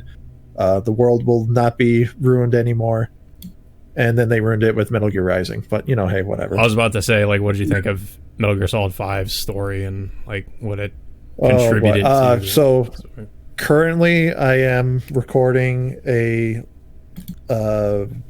I guess you can call it a Let's Play, with Lich over Metal Gear Solid 5. Mm-hmm. I was vastly disappointed by the game for multiple reasons. The major one being the story. If you play a Hideo Kojima game, you are expecting it to be a somewhat cohesive, narrative-driven game, and I did not get any of that. There was hardly any cutscenes. The main character might as well have been a cardboard stand-in, and the plot itself felt like it was going off in 4 different directions, with each direction kind of loosely tied to the other one. So it was vastly disappointing. I am not a fan of prequels or sequels in general. It's very difficult to make me go, yeah, you know what, that was actually necessary. Metal Gear Solid 3, I already know what's going to happen with the Big Boss, not a big deal, but yeah, you know what, you won me over in the end with the storyline. Metal Gear Solid 4, okay, you left me with a cliffhanger on Metal Gear Solid 2. I definitely want to know who the hell the Patriots are and what's going on here. So you won me over with that, the storyline, and really tying everything together, which you would think with the shotgun approach Kojima had would not have been possible. But five introduced so many different elements, characters that didn't need to be there, characters that were there just because we knew them. Three different storylines going on at the same time. It was just, and the majority of the cutscenes, or the majority of the plot, if you really wanted to get invested in the game, came from the cassettes, and it was just overall not a fun experience. That's one thing I forgot, like the cassettes. The Fox engine was fine. I enjoyed it for what it was, but even then, the world was just a big, empty, open area with nothing in it. I guess that's why I said empty. But there was nothing to do except going to the mission. There were hardly any enemy patrols. There was no fights breaking out. There was no like helicopters to really worry about out in open country. So you had to do stealth elements. So Metal Gear Solid 5, I felt really needed to be fleshed out more. The twist at the very end was lame as hell. I did not appreciate it whatsoever. So I really wish I could have liked Metal Gear Solid 5 better. I was anticipating it. It was a stain on a series that probably would have had stains by that point, but surprisingly they didn't. So, you know, even if Konami's like, oh, hey, we see people really like Metal Gear, we're going to start doing this, I don't know if I can get excited for it again. I don't know if you can do Metal Gear without Hideo Kojima, but you also have Metal Gear Solid 5 with Kojima. Who knows how much studio interference was there? But yeah, I don't know if I should get excited for it, or if I should treat this like Star Wars at this point. Hey, we got Metal Gear Solid 1 through 4. We have Peace Walker. The Game Boy Color game was exquisite. I still have the cartridge. Even the old MSX games, they were fun for what they were. So this is it. The story's been told. Move on to other things. Yeah, I was gonna agree with the Star Wars thing, because it's like, at least that's a finished story technically, and like, you know, we have the original trilogy. Like, you know, and we can just pretend that the sequels don't exist. Like, that's kind of how I look at it. I'm like, well, but in my mind, they don't connect. There's no, and really, if you think about it, there really is no connection anyway. So. Right. I was going to ask, though, like, what do you think? Like, do you think if Kojima had been allowed to finish the game, do you think it would have actually been any better, or? I don't know. See, that's the thing, is I don't know if we'll ever get a solid answer, because Konami's obviously not saying anything. Kojima hasn't said anything. Yeah. You got the plot thread where Snake and Miller want to go on revenge against Cypher for destroying Mother Base. Who they believe Skullface is leading or whatever. So fine. So the main plot of the game is go after Skullface because he was the one who attacked MSF. But then you have this background plot thread of you have to infiltrate this Russian outpost and steal back Huey from Peace Walker, who I'm glad that they made a character change, so he's not Otacon but 1970s. He was I adored his character arc in Metal Gear Solid 5. They got that right at the very least. Yeah. But there's that plot thread of, we have to chase down Huey because for some reason we feel he was the reason why MSF got attacked. We don't have evidence, but we feel that because he survived, that's it. Then you have to go to Africa to chase after Skullface again. I forget what leads you there. Then in Africa, you learn that there's an outbreak going on, and then the outbreak takes over almost 2/3 of the Africa content. And then once you get that outbreak under control, then you go back to Afghanistan and confront Skullface there. And then if that wasn't enough, after that, there's another continuation of the outbreak after you got rid of Skullface. And it's just like, it feels very unfocused. Yeah. And I mean, after that, there's no more story. Really, the only things that weren't finished was the hidden third chapter. Yeah. With those characters. Yeah, because like at one point, like after all that, it's like there literally is almost no more story. It's just like you just go and do these side missions. Yep, side missions, but harder. And then after you do a few amount of those, then you get like the next story mission, I guess you could say, and it's just one of them. You complete that, all right, move on to the next 5 missions you've already played, but here's a twist to them. Rinse, repeat. So I honestly don't know. I don't know if his heart was into it, because this was about the same time as what was that Silent Hill demo, PT? Oh yeah, PT, yeah. Yeah. So was his heart more set on the horror element, and that's where this Outbreak stuff came in with the zombies and the supernatural stuff? Did he not want to make Metal Gear anymore? Who knows? I feel like I have the same questions about like Death Stranding, because it's like you thought it was one thing, and then it's the game ends up being something completely different. Like, as I remember seeing the trailers, and I was thinking, this seems like it's like some kind of, and I mean it is like a post-apocalyptic, but I figured it would be more like a action-heavy game, like there'd be more horror elements. Oh sure. And, like there kind of is that, but there's almost no action, because you're just like a lot of the people meme on it for being, which is you're basically just a postman in a post-apocalyptic world. So look at the trailer where they introduced Mad Mikkelsen as the bad guy or whatever. It just seemed really misleading. Like planes flying overhead, you got tanks, you got the blood of people running into the streams of oil and stuff like that.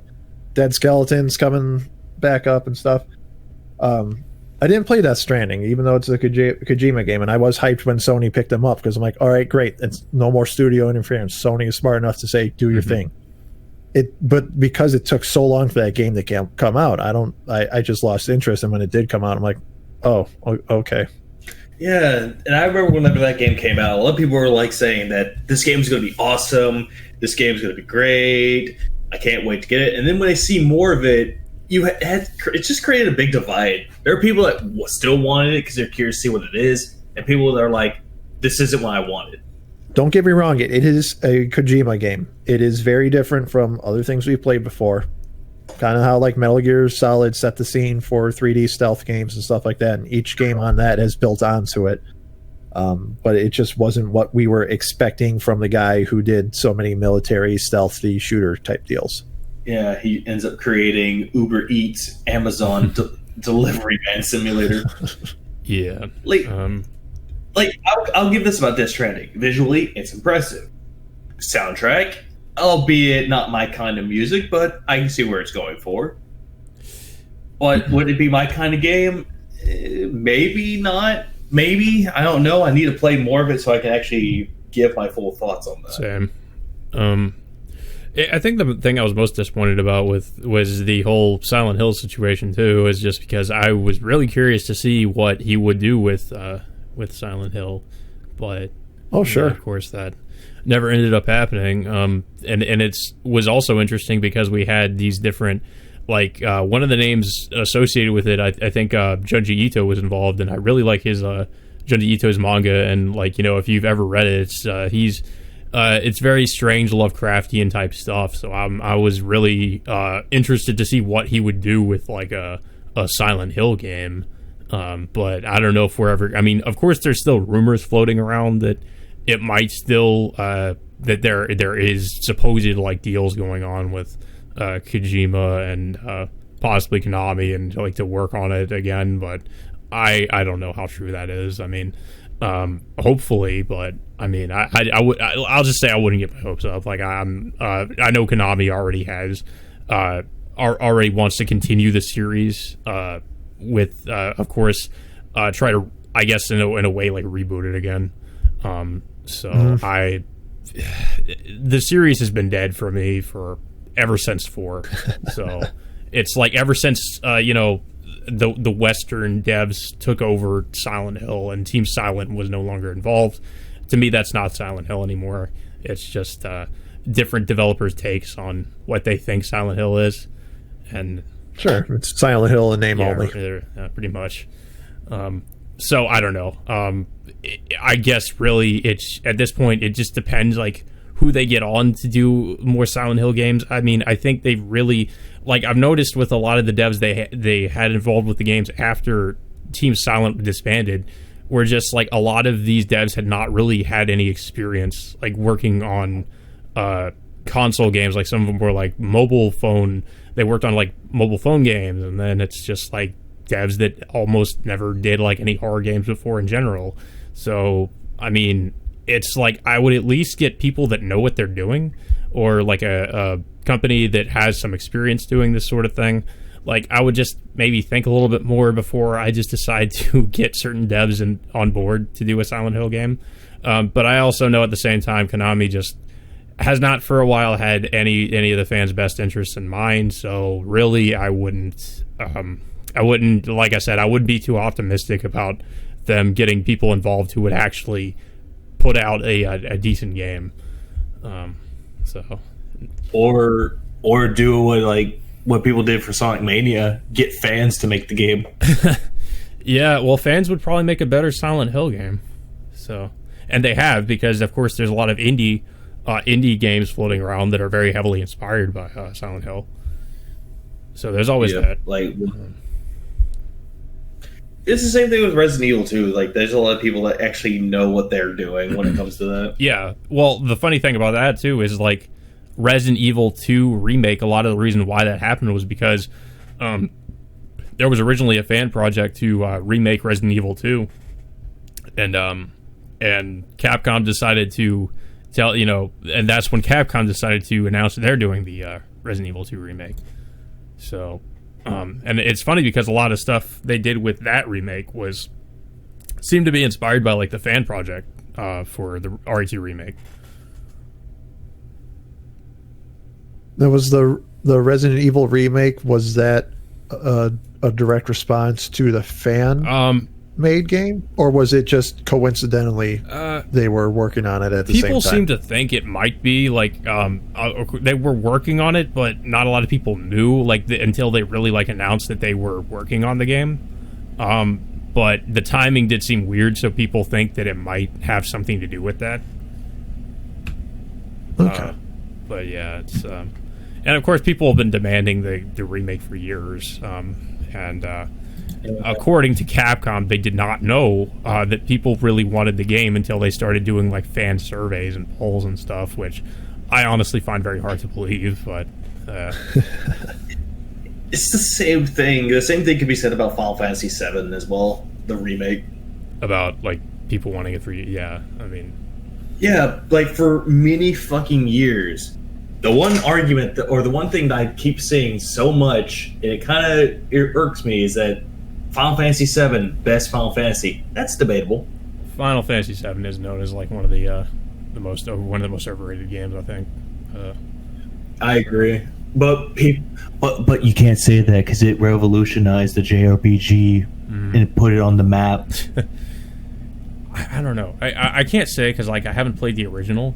I will say like I've played Final Fantasy IX, like the original, and I really enjoy that. So, but I would need to play 7, like the original 7. Yeah, I played the remake. Well, we all know I really enjoyed the remake. So, but then I also know the remake. There's a lot of fucking changes. So, I obviously I don't know how it really compares to the original game. I played the original Final Fantasy VII. I have not played the remake. Okay. Sounds like you guys have played the remake. Yeah. I don't want to. How did you like that ending? Okay, so you already know the spoilers then. Correct. Yeah. I want to say I'm cautiously optimistic. I want to see where they go with it, but I know this is at the same time. This is Nomura, and I know Nomura is very infamous for taking his stories in very strange directions, like. Because they have done something similar to what it seems like they're trying to do with 7 with Final Fantasy 13-2, where they had the whole like time travel multiple dimensions plotline, and that kind of wasn't all that great from what I remember people saying. I haven't played it, but I heard that was kind of a disaster. And of course, like you can also look to like stuff like Kingdom Hearts 3. That the plot for that just kind of it didn't end up really going anywhere interesting. So I don't know. Maybe Nomura will, maybe this will be better. But I feel like there's a lot of reason to be really concerned about where he's going to take the story. But I mean, I guess you could also argue he, there's a lot of stuff he could take from the original game, so it's not like this is like totally his own original ideas or anything. Maybe that's the difference, is that, he has something to work from, and in other instances he didn't have it was kind of like his own original ideas to an extent. And I think obviously that's going to be in there in this game, in the second game, I'm pretty sure.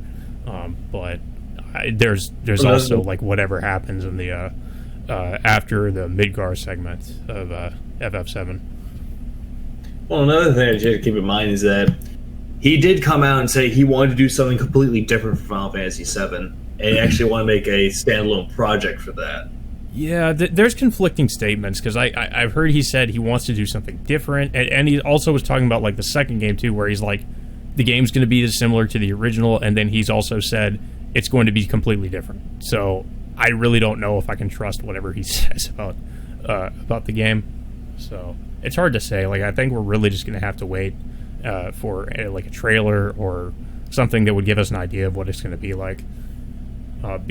Like I said, I haven't played it, but I'm interested in it in a meta-narrative perspective, because it just completely flips the idea of what to expect from a game like that, leads you to a point where you have no idea where they're going to take it from there, and leaves you wanting for more. Perfect. You got me hook, line, and sinker. Let's see what happens next. Yeah, it's interesting. Like, I've heard like all the different theories people have about it, like how the those things you fought at the end of the game were supposedly, people had the theory it was the original Cloud, Tifa, and Barret. Whatever you call those things, the whisper, or like the whisper enemies you fight, I think, because I think it's because they like have similar attacks, or like they kind of look like them. I don't know. It seems like kind of a flimsy theory, but I can kind of see where they might be coming from with it. Okay. Yeah. And also people were saying, oh, this is a sequel. I don't know. I mean, because like the only thing that would lend any sort of that would make me think something like that would be like Sephiroth seeming to know what his fate is. There's a lot of things he says that implies he knows what's going to happen. So I'm really interested in that. Like, I want to see where they take his character, because it seems like he knows, like it's like happened before or something. Like, he knows what's going to happen. So I want to see what they do with him specifically. Like, he's like kind of like the seer of what things to come. Yeah. But what would make this really stupid is that, hey, here's another version of us, and it's just their blocky form. Yeah. Yeah, and also the big thing too is people are wondering if Aerith is going to have the same fate, because it seems to imply that Aerith might potentially live this time. So, but then at the same time, it's like, I really don't want it, because people were thinking, oh, Tifa might take her place, and I'm like, oh, I don't want that to happen. No, you're gonna lie. You lie. It's Yuffie that's gonna take her. As long as it has the same emotional impact, I'm okay with whoever bites the bullet. It just can't be like, oh, it's going to be this character because different. No, make it mean something. That's all I care about, really. Mm-hmm. Or just pull it in Night Shyamalan, make it a twist, or some shit like I'm that. pretty sure there's going to be a lot of twists. Here's a twist for you. It's not going to come out until many, many years later. Well, I don't know, because they said that the second installment is going to be a little bit shorter, and that they also said they want to put it out. They want to put it out as quickly as possible. So they should strike while the iron is hot. Yeah, I'm not really sure how many games this is going to be too. People were thinking it was going to be a trilogy, but now they're thinking it might not be, just because this game is going to be shorter, and it's like it's going to come out a lot sooner. So like people were they're not sure if it's going to be like how long this is going to be exactly. Yep. This is the one thing that a lot of people don't seem to keep in consideration about it. I feel like we could talk about this a lot in the reboots and remakes podcast that we do. Yeah, there's a lot of stuff to talk about with like different reboots and remakes, especially Final Fantasy. I don't know which is worse though. Like the reboots and remakes in video games or movies, because I feel like it's worse in movies. I could be wrong, but because I seriously like obviously like I feel like Hollywood is more or less completely out of ideas, so they have to keep going back to all these old franchises. Yep.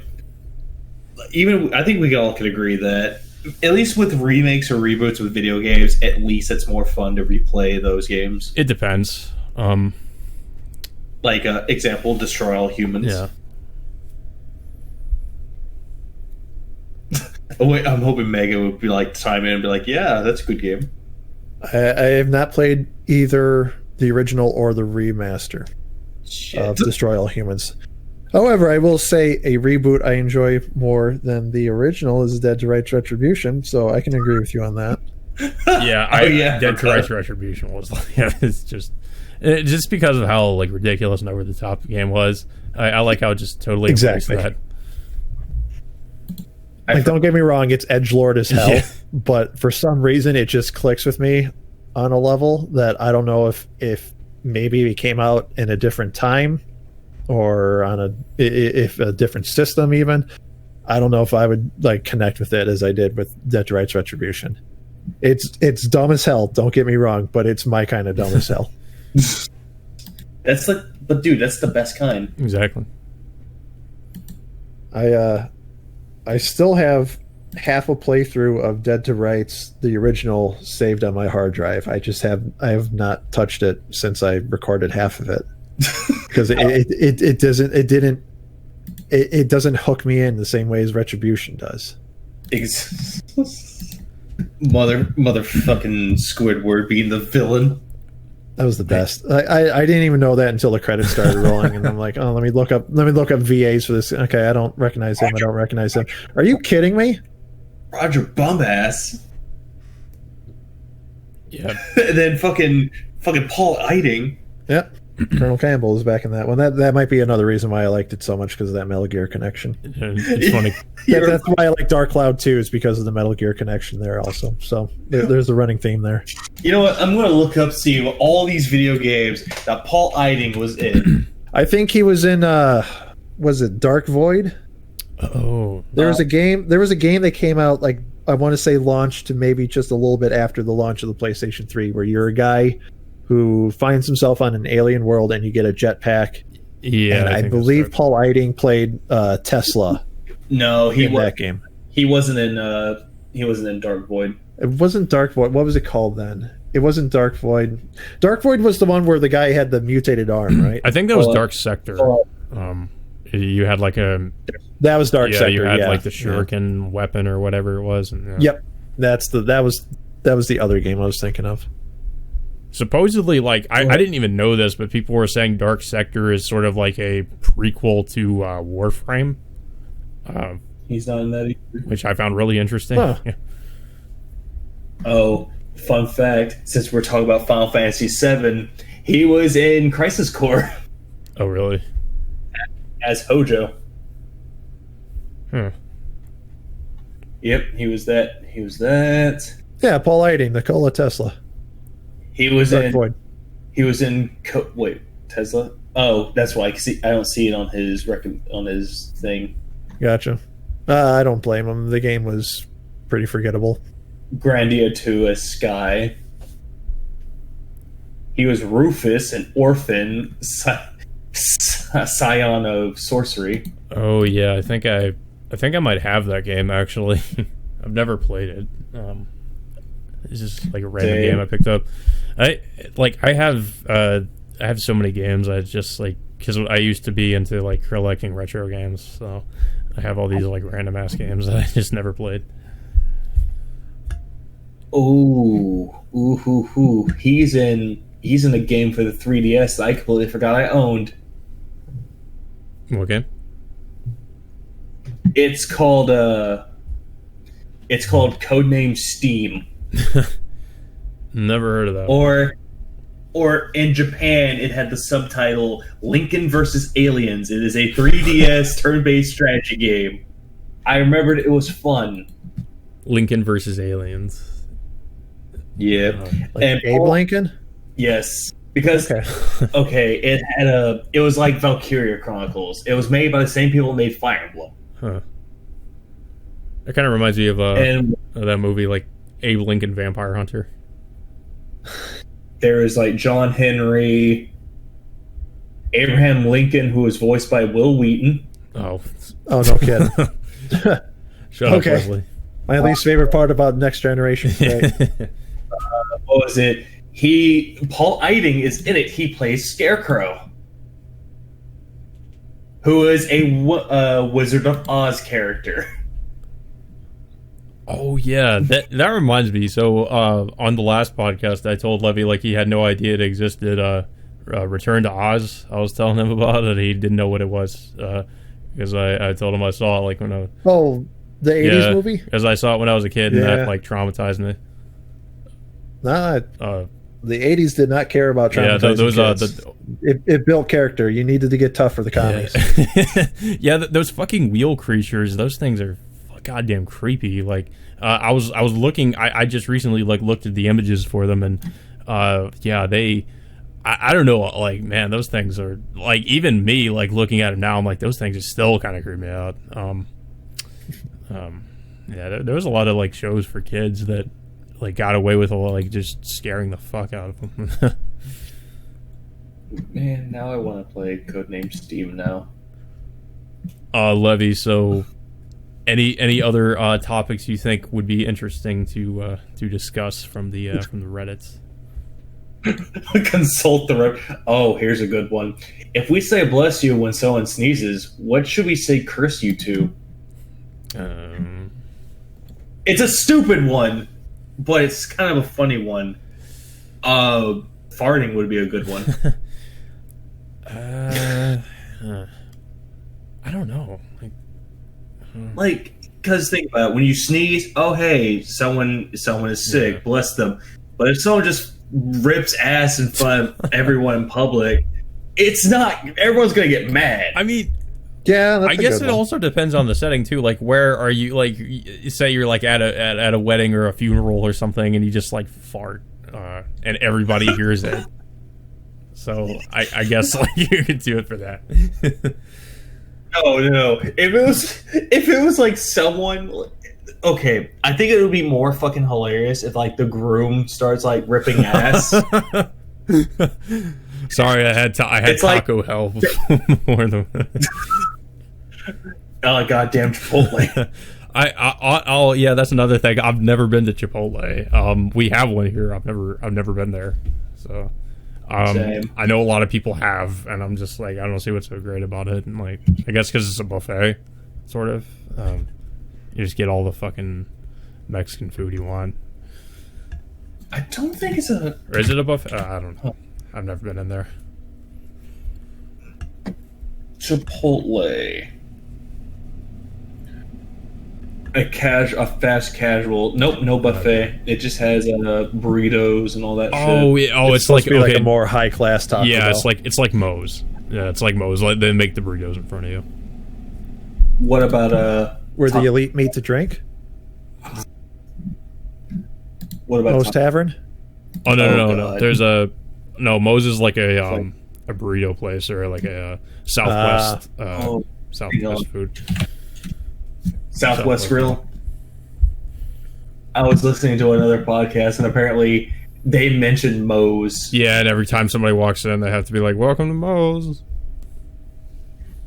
Moe's Tavern. I didn't even know what that was. What, Moe's Tavern? Or the Moe's restaurant? Well, I know what that is, but not the tavern. God, me and Mega are just shaking our heads right now. What?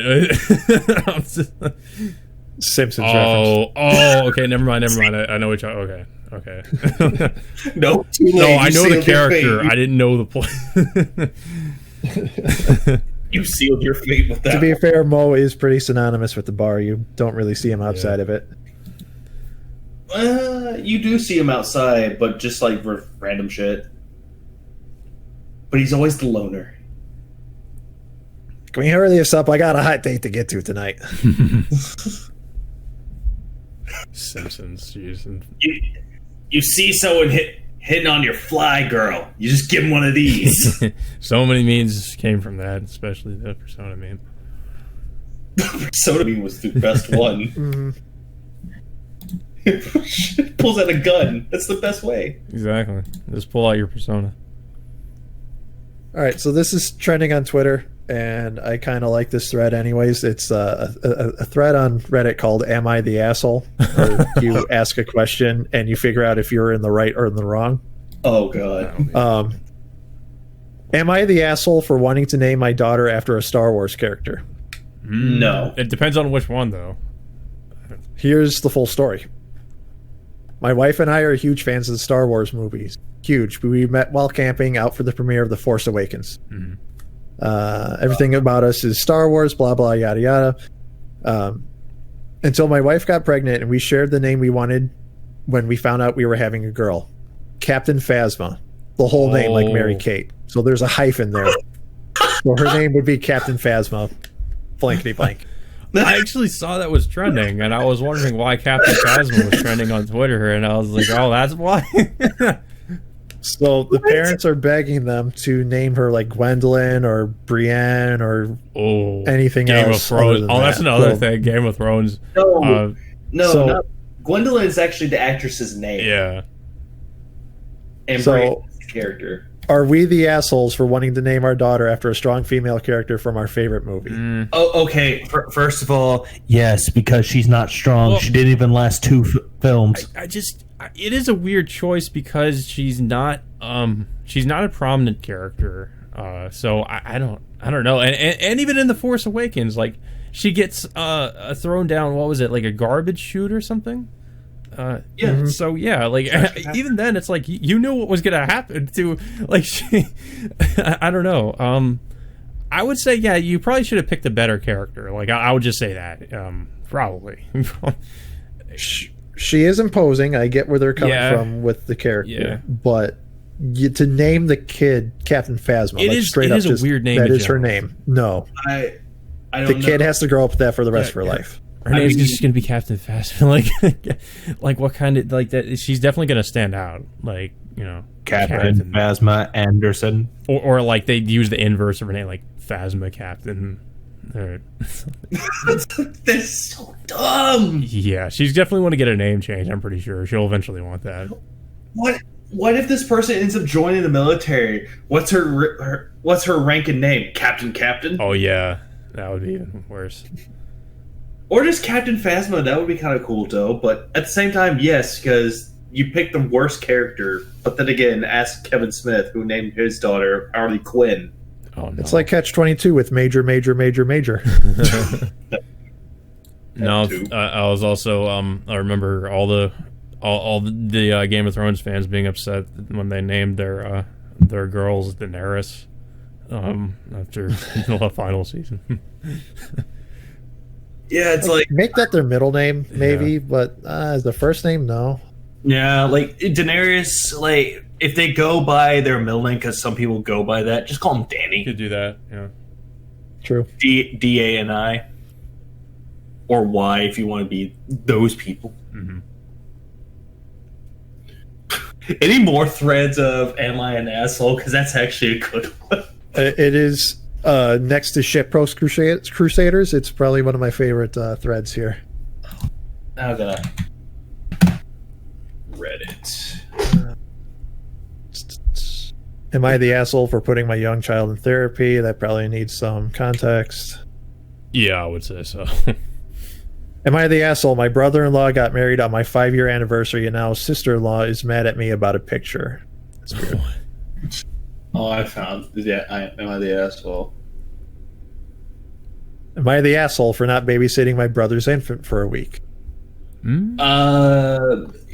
Yes and no. It depends on what the person was doing. Yeah, I would say if it's like, oh, there's an emergency I had to attend to or something. Am I the asshole for not sharing my driveway with my neighbors? No. Aw. At the beginning of the month, my hubby and I moved into a new rental home. We love the house, save for one drawback. The driveway is a shared driveway with our neighbors to the right. But we figured no big deal. We just stay on our own respective sides.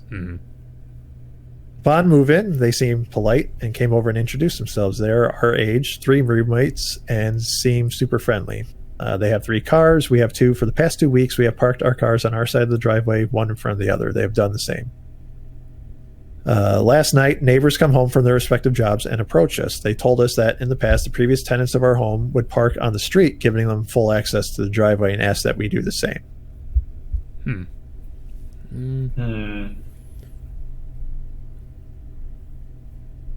I don't know, like, reading this, I would say no, because it's not their driveway. Yeah, I mean, I guess maybe there should be a clear different, like which part of the driveway, like something to indicate, like, okay, this is our side of the driveway, and this is your side of the driveway, or something. Maybe get some kind of indicator to do that, so people know. Because if people don't know, then they're just gonna park anywhere.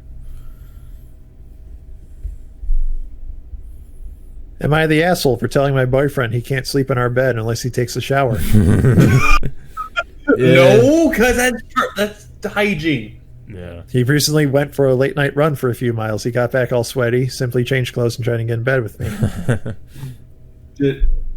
Like, is this person trying to have sex with them? Well, I think just going to bed for the night. Another example, he went to a barbecue and smelled really strong like smoke and meat when he got home. The smell was on his skin and hair. Yeah. I didn't want to sleep with that smell on our pillow and sheets, but he didn't shower. Yeah, that. Don't worry, just put on some body spray. I'm sure it'll get rid of it. So, yeah, I like perusing Am I the Asshole every now and then just to see people arguments and who's on the right, who's on the wrong. Am I the asshole for letting my mom get kicked out of my wedding? Am I the asshole for ruining a trip that I wasn't even invited on? Yeah, that's context right there too. Okay, context. Okay, this happened. Okay, in June before finishing college, my college friends and I had all gone to Alton Towers for a trip. I had passed my driving test the week that it came out, and I was told that there wouldn't be enough cars to fit everyone in there if I didn't drive. Luckily, I passed my driving test and drove out on the motorway aimlessly for practice. I wasn't stressed out. I was then told I didn't need to drive, that everything was sorted out. All was fine. I felt like I wasted my time. We finished college for good, and I was really upset that I'm probably not going to see everybody again, that we're all going to different universities. Got a text from all my classmates and asked if they were still coming. Hadn't heard from anybody, and I asked what she meant. She replied that they all planned to go back together, and they needed me to drive this time. They couldn't go. Oh, essentially, they were all going on a trip, and he was the one driving. Oh. So, and then I would say in this context, no. Because they fucking told him no, and now he's getting revenge on them. Jesus Christ. Going back to Reddit on that. Yeah. Oh, God. That's... What Reddit question did I find? It was so stupid. I gotta find a good one now. Oh, you wake up in God mode for only 24 hours. What are you gonna do? Well, there's so much you could do. It's like possibilities are endless. I would make a meteor hit the Earth, and the only way to stop it is to have an orgy. It's kind of like that movie Bruce Almighty, where he was he had like God powers or something, and he just like did whatever he wanted. No, well, his thing was that God was like, "Hey, you think you could do my job?" Yeah. I'm Morgan Freeman. I'm God. Can you do my job? I imagine No. Morgan Freeman probably is God. I guess if I had God mode, I'd probably be an asshole. I'd probably just fuck with people, like just because I can. You gave me an F on my exam. I would just like, I would just fuck with people, like it's probably specifically people I didn't like too. I would just like make their day miserable. I wouldn't kill them or anything. I'd just be like, I'm just gonna fuck with you. I'm just gonna. Yeah, but does God mode mean you're free of the repercussions of it? Probably Yes. God. So, I mean, God kills people all the time. So, it's like, See, when you said God mode, I was thinking like you had invincibility or something like that. Like nothing you would do would hurt your body and whatever. Yeah. You could do that too. Yeah. So I was thinking about just falling out of an airplane and seeing what it's like. Seeing how big a crater I could leave. Yeah, I would, but it's like even if I knew I was going to survive, I'm still fucking terrified of heights. So I don't know. I could probably. It'd be interesting to see what flying is like. Just like fly around everywhere.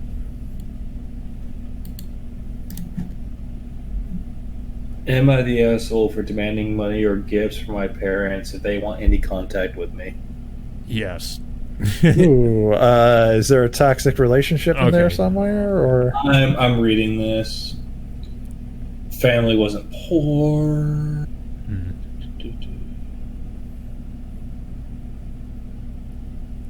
Oh no. Apparently, I have no idea. I'm not even reading on it. Oh, I have a good one for that. Like, what if they did, like, am I the asshole for, like, re-gifting or something? Like, you know, somebody gives you a gift for Christmas and then they, like, give it back to you. Be like, I don't need that. Oh, sure. Yep. Am I the asshole for telling my girlfriend she's disgusting for drinking her own breast milk? What the what?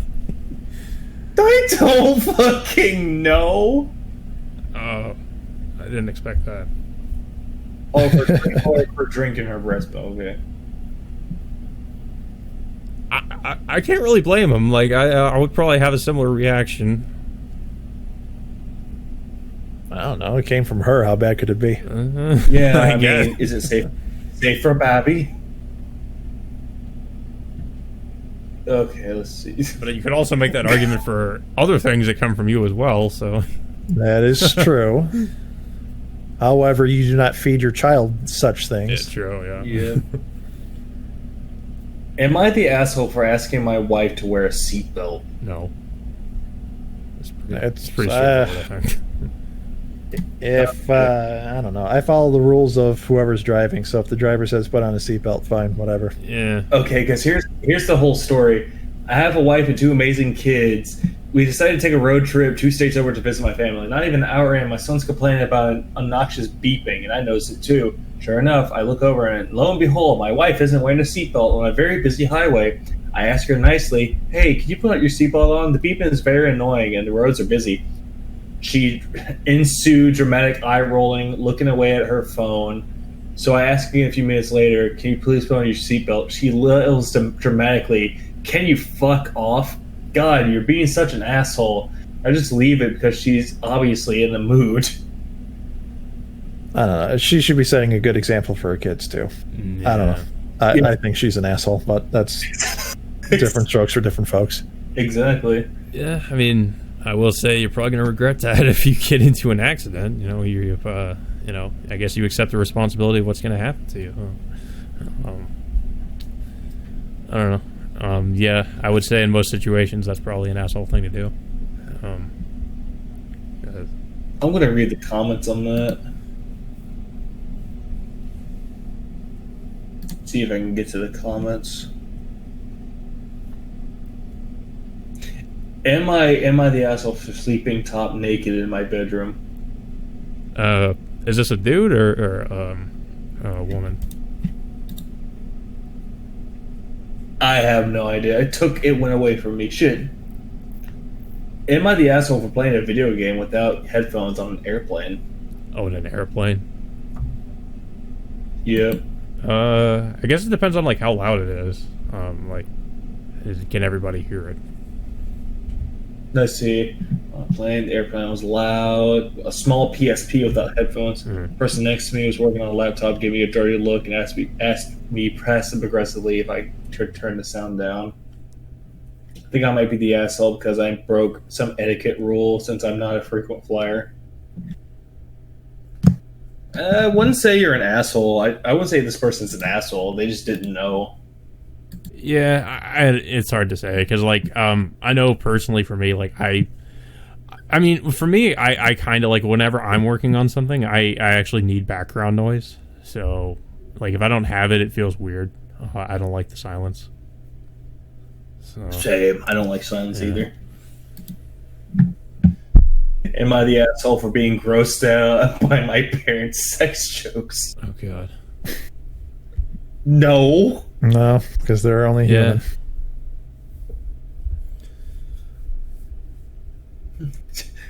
Am I the asshole for getting pissed at someone for having kids? What? I have to read this. Yeah, that's definitely also something I think I would need context for, some context for that.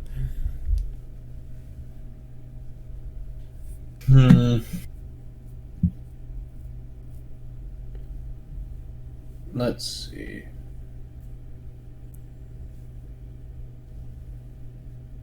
Oh, the reason why is because someone that they're friends with has a disability and they got pregnant from it. Oh, okay. Well, I mean, I guess like in that case, I'd maybe be a little bit concerned because obviously I think the child would probably inherit the disability. But it's like if they wanted to have a child, I mean, it's that's their decision. I wouldn't be like, oh, they shouldn't have one. I would say that this person is an asshole because what if they wanted kids? Yeah, I mean, it's like I don't think there's any reason to not want them to have kids. Like it just really depends on who it is having the kids. That I guess that's my thing. But for the most part, yeah, it's like, yeah, that's kind of an asshole thing to do. Yeah. Am I the asshole for reminding my wife that she needs to look for work? No, because how is she going to support your household? True. Nunny. It's all your stand? That's another thing. Like, I actually have never really watched JoJo, so, like... Oh, no? I just got into it. Have not passed season 3. I don't know if I need to. Yeah, I know there's all the memes of JoJo and everything, so it's kind of tempted me to watch it, but I probably will eventually, but I have, like, a really long anime backlog. Oh, sure. Yeah, like, JoJo is not a bad series. It's stupid, but it's not a bad series. Yeah, but it's, like... It's ridiculous, and it's kind of just... I think it's self-aware and just embraces the ridiculousness. Am I the asshole for telling my friend he's going to die alone? Yes. Because apparently it's about someone having a crush on a girl, and she didn't like him that way. I wouldn't tell him he's gonna die alone. I guess it depends on what he did to her. Like, if he was being a creepy stalker, then... Maybe? I would say, depending on the context he said it in. He probably said it jokingly. Yeah. Yeah, true. But apparently he became depressed. No.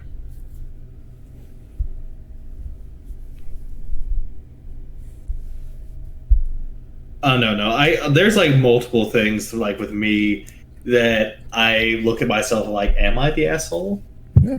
Yeah, I can do that sometimes. I'm like... I think we should, like, talk about, like that one moment where we just became a complete asshole with no fucks given.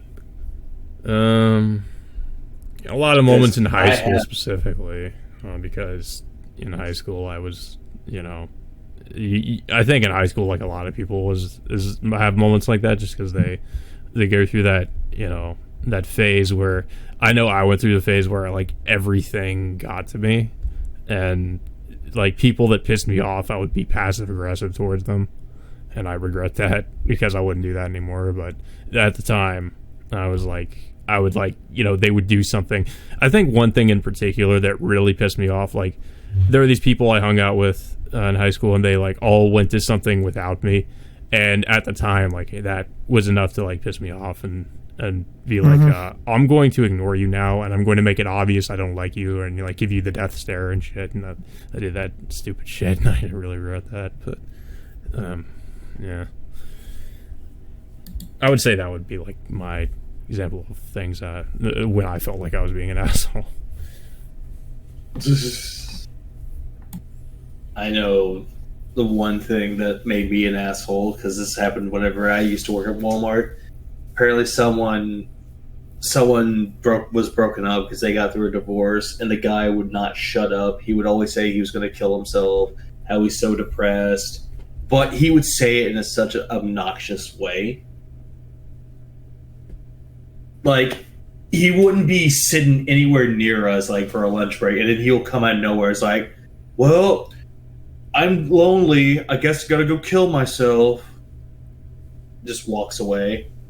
Well, speaking of which, I guess there's another instance I can bring up. Not really that I felt like I was being an asshole in this situation, just kind of giving them sort of like, I mean, kind of like tough love, because like it was somebody I knew. He said he didn't have a lot of money at the time, and he couldn't, and he was complaining he can barely afford his groceries, and his air conditioning like the house was so hot that he was just sitting naked or something, and it was that bad. And then he was talking about buying like a refurbished PS4, and I was just like, man, you need to like prioritize. Like you can't talk about buying a refurb PS4 and then complain about how you don't have any money to buy your groceries and stuff. Oh, I know exactly who you're talking about too. One of your old friends, I remember him. But no, for that one guy that was like, he was like obnoxious saying he was going to kill himself. I got sick of it. I was like, told him, if you're going to talk about killing yourself, why don't you just fucking do it already? Oof. And he got like super butthurt and left. And then everyone called me an asshole for it. And I explained, I was like, the guy, they actually agreed with me after a while, because the guy would always just come up to anybody and just say, I'm depressed, I'm lonely, I guess I gotta go kill myself. I'll just be like, maybe you should either see a therapist or talk to somebody. I don't know. No, because apparently I got called into the office because the guy almost succeeded in killing himself. So I was like, well, guess he tried to take my advice then. I think if he succeeded, I would definitely, I'd feel worse. I'd be like, oh shit. No, he didn't do it. Apparently, he tried cutting himself, but apparently he missed an artery. Did he go down the road or across the street? But I told them that he was being obnoxious about it and he wouldn't leave anyone alone. He was being very intrusive about it. They called in all the other employees that were next to him, and they was like, yeah, he's exactly that. Yeah, I mean, I know the feeling just because I've worked with obnoxious coworkers. Not like that are super depressed like that, but like coworkers who are just in general kind of annoying. So I know the feeling.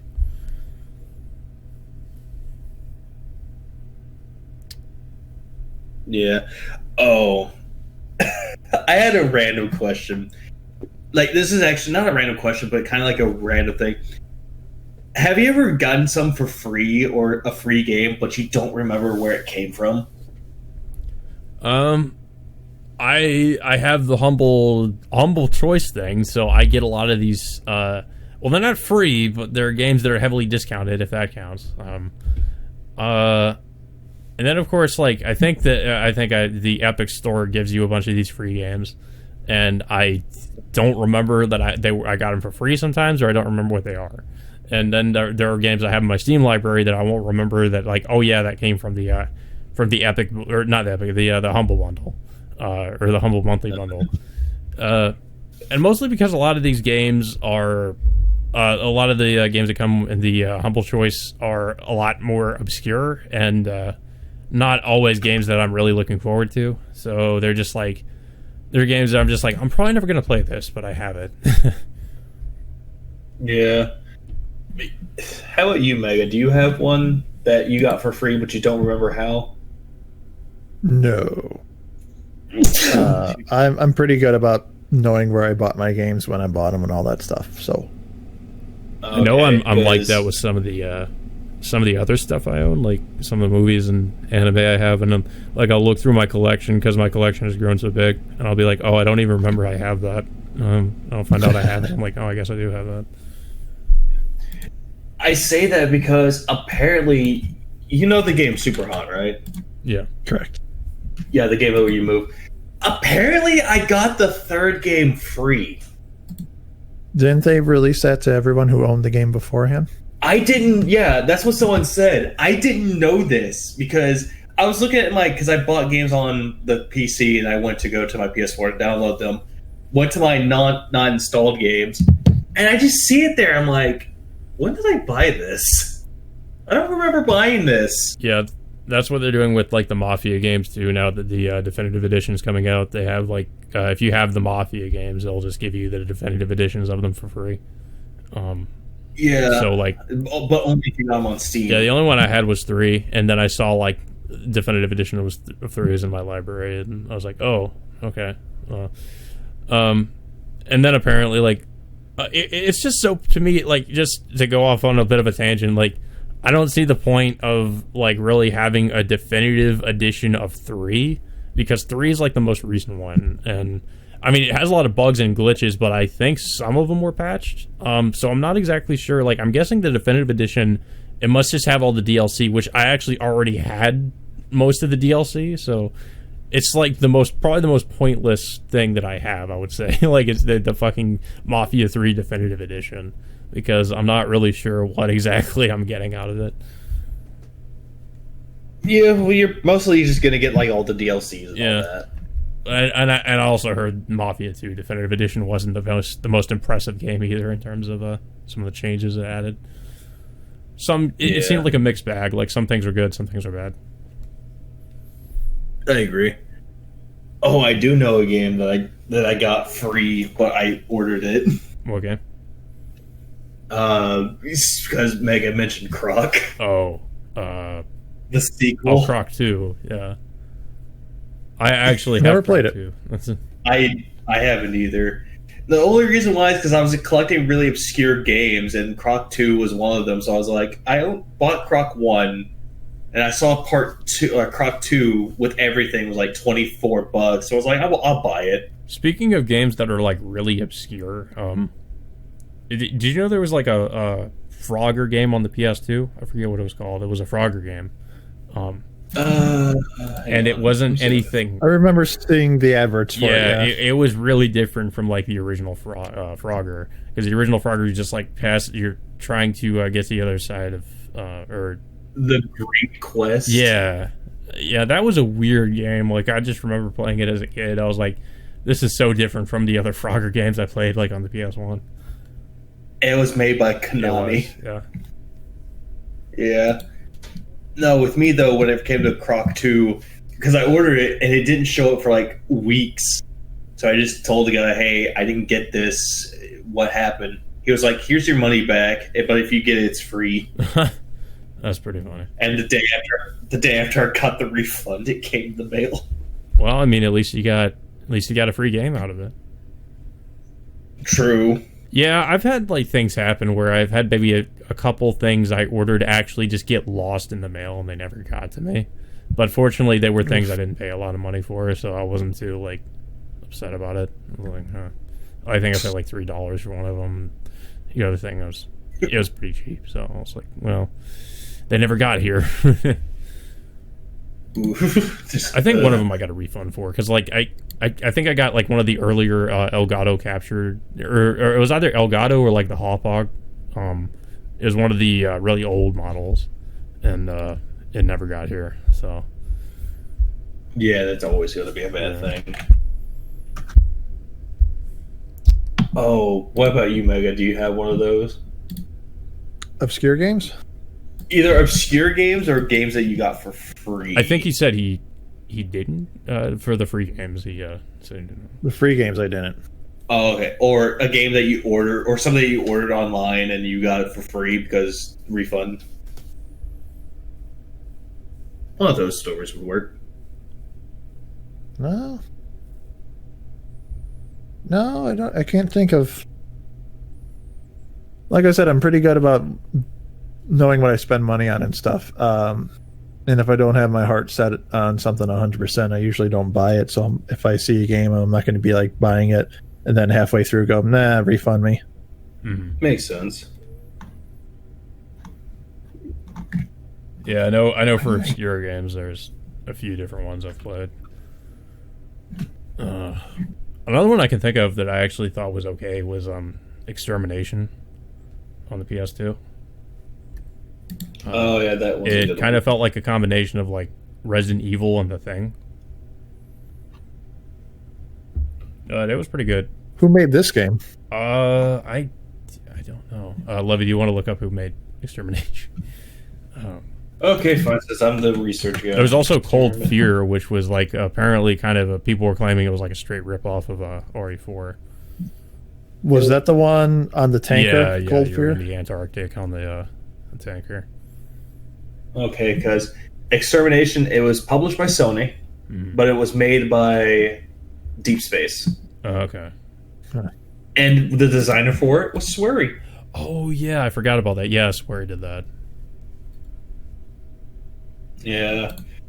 Good lord. I'm looking. Oh shit. I'm just looking through all my orders. Apparently, whenever I bought Croc 1, holy shit. Ah, goddamn. I fucking remember doing this. Oh. What? Same order I bought like a lot of stuff. That tends to happen to me sometimes. And a $400 order? Oh well, not that. No. Yes. What did you fucking exactly? get? A lot of different things. I mean, I will say I have problems with like spending sometimes, but not like that. Like I don't want to like spend $400. This was 5 years ago, though. What did you get? What'd you get for? Was it like different things you got that amounted to $400, or was it like one thing? Music. I bought other games. See, this is why like I don't collect games as much anymore. It's an expensive hobby, but it's also just like it's easier. Like I'd rather just either play them digitally or like if there's a remaster of a game that I had on PS2, I'm like, well, why not just play the remaster because it's better than the original? I mean, I understand the point of having the original, but it's just like it takes up space, and technically it's the inferior version of the game. So yeah, yep. Because I'm looking at Croc 2, and apparently it says refunded my money, so I was like, sweet. I mean, that's good. Depending on how much you paid for it, too. I mean, it was. I lied. It wasn't 24. It was like 21. That's not too bad. But yeah, I think unless there's anything else to bring up, really, we should maybe do like one of the ending questions. How long have we been doing this? Probably a little over an hour, I think, because like the first part was like 40 some odd minutes, and this is like an hour 30. Oh, that makes sense. So I was going to say, like, we have like a thing, which is like we do things that we like this week. Okay. So Mega, what's the thing that you like this week? The thing that I like this week. So anything that cropped up this week so far? Yeah, or anything that you've been enjoying this week, yeah. Okay. We finally have stopped receiving a lot of rain. It's been a nice 80 degrees outside, so it's given me time to take my motorcycle out more. Oh, nice. I didn't know you had a motorcycle. It's something I bought and learned how to ride during the first few months of the lockdown because I was getting a little bit stir crazy. So something relatively new for me that I'm learning and enjoying. I was also surprised when Levy told me you were a golfer too, like you played golf. I just didn't really like peg you as like somebody who played golf for some reason. Well, not golf. It's frisbee golf. Oh, okay. I was thinking like you went out like on the like on a golf course and it. Gotcha. If not typing out frisbee saves me an extra 7 characters to not type because I'm a lazy bum. So if I just say golf, it gets the same point across. Yeah. I'm standing on a tee trying to get my object over to the pin and rinse repeat for 18 holes.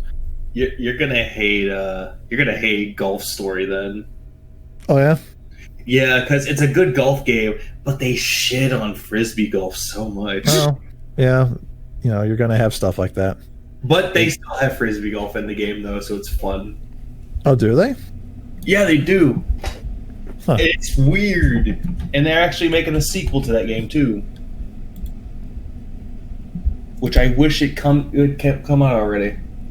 Yeah, I guess I'll go with my favorite thing this week. I was gonna say something else, but I also I showed Levy last night. I've been watching a lot of I forget the exact channel name, but it was like these criminal psychology videos, like where they do these they have the interview videos of these different criminals, and it's just really interesting. Like, you know, hear the backstory. Like, they have a guy narrating it, and he's like talking about the backstory of these different criminals and like the weird shit they did, and then like some of the interviews are just really strange, like some of the way the criminals like react to being interrogated. One video I showed Levy was this, I think it was this guy called Steven. Like he stalked this girl and like he killed her, and then he like cut her up, and then in the when they were interviewing him, he literally like just acted like a complete robot, like yes, no, I don't know. And like when the detective that was interviewing him asked him to like look at him, the whole time he just looked directly into his eyes like a dead stare, and it was so creepy, it was so bizarre. And like I was just been watching some of that. It's they're very interesting videos. So I guess you could say that's my favorite thing this week. I've just been getting in really into that. It's interesting to listen to. What about you, Levy? Shit, I actually don't really know for this week, because on one hand I've been playing like other games. I played Super Hot, the third game, but I think recently I've been enjoying more of Origami King as of late. Yeah, I think you were. I think you told me some about the Mario game. Yeah, like last time I did a podcast, I was debating which one was better. Yeah. But I went with Destroy All Humans because that one I was having more fun with. Mm-hmm. But then I took a break from that. I guess I could also expand a little bit on. I would say maybe like my least favorite thing this week, actually, because. You know, we'll do that too. We'll do that. We'll bring in a thing we liked the most and the thing we hated the most. That's a good idea. I guess with me, like, I maybe it is a little bit of a stretch to say it's my least favorite, but I guess like it's one of those movies, because I was saying how I was excited to watch the director's cut of Midsommar, and it's one of those movies like upon second viewing where I'm just like, I can really start to see the criticisms of it, and because it feels more pronounced, especially when you watch the director's cut. Like the movie, the theatrical version of the movie, it was already kind of a long movie. Like it was 2.5 hours, and it felt like it was like one of those movies where it did not need to be that long. And the director's cut, in some ways, it did add some things, but it also felt like it added one thing, and I guess you could say it did kind of help the plot a little bit, but. Everything else, it's like, because the director's cut is like 2 hours 50 minutes and the theatrical cut is 2.5 hours, so the director's cut is almost 3 hours long, and I'm just like, I don't feel like it needs to be that long, especially when this movie where it's a very, very like a slow burn movie and also very like slow paced, and it's very heavily inspired by The Wicker Man, and it's kind of like It's weird because the same director did Hereditary, which was of not too long. Like it was just the right length, and it had like a lot of just crazy stuff happening in the climax. So I was kind of going into this movie with the same expectation. And I will say, if you're going into this movie expecting things to get really insane at the end, you're going to be disappointed, because it's one of those movies where, like, you know, the cult kind of gets their way in the end, and there's not really a lot of action or a lot of just really crazy stuff happening. There's murders that happen, and it's pretty disturbing, but nothing that really is like edge of your seat type stuff. It's very much kind of I can appreciate the cinematography, and I can appreciate the acting. Like, I think that was good. I like the concept, but I will say, like, it's definitely, in my opinion, the weaker of the two movies this director that I've seen from him. I definitely would recommend Hereditary if you want a good horror movie. With this, I feel like it's definitely like a very much love it or hate it movie. And with a lot of the time with like love it or hate it stuff, I find myself in the middle. And with this movie, I feel like I'm really in the middle, where I'm like, there's some things I liked, and there's some things I really didn't. So it's really hard for me to say I didn't like the movie, but I think it has its merits, but it's just I feel like it's definitely the inferior of the two. All right. I think you should say the one thing you didn't like this week, Micah. The one thing I didn't like this week. Shout out to my allergies who make everybody I come into contact with thinking I have COVID. Oh, so shit. big ups. Yeah. Oh, man. That was fun. Speaking of Origami King, I don't like the combat. That's all. Or do you want me to expand on that? You don't have to. I feel like I went on a little bit too long myself. I'm just talking about my thoughts. So I can expand it a little bit because some people might not understand it. I think Mega probably wants to know what I mean. Yeah, go for it. Okay, because in the middle of this, we took a little break from the recording for a little bit. I started explaining how Paper Mario was a good series and how it kind of declined a little bit. But for each one, there's a different gimmick to it. Stickers for Sticker Star, color and paint for the Color Splash, and then origami is paper. But each one has a different type of gameplay style or combat style. And Origami Kings is really weird. You have to do a ring puzzle. And I don't like it as much as I liked the other combat for the other Paper Mario games. But overall, it's a great game. I like the story, and I like the visuals, and I like the finding collectibles and all that. I just don't like the combat. Yeah. There, that's Okay. So at the very end, of course, we are all going to do plugs of where you can find us, social medias and all that.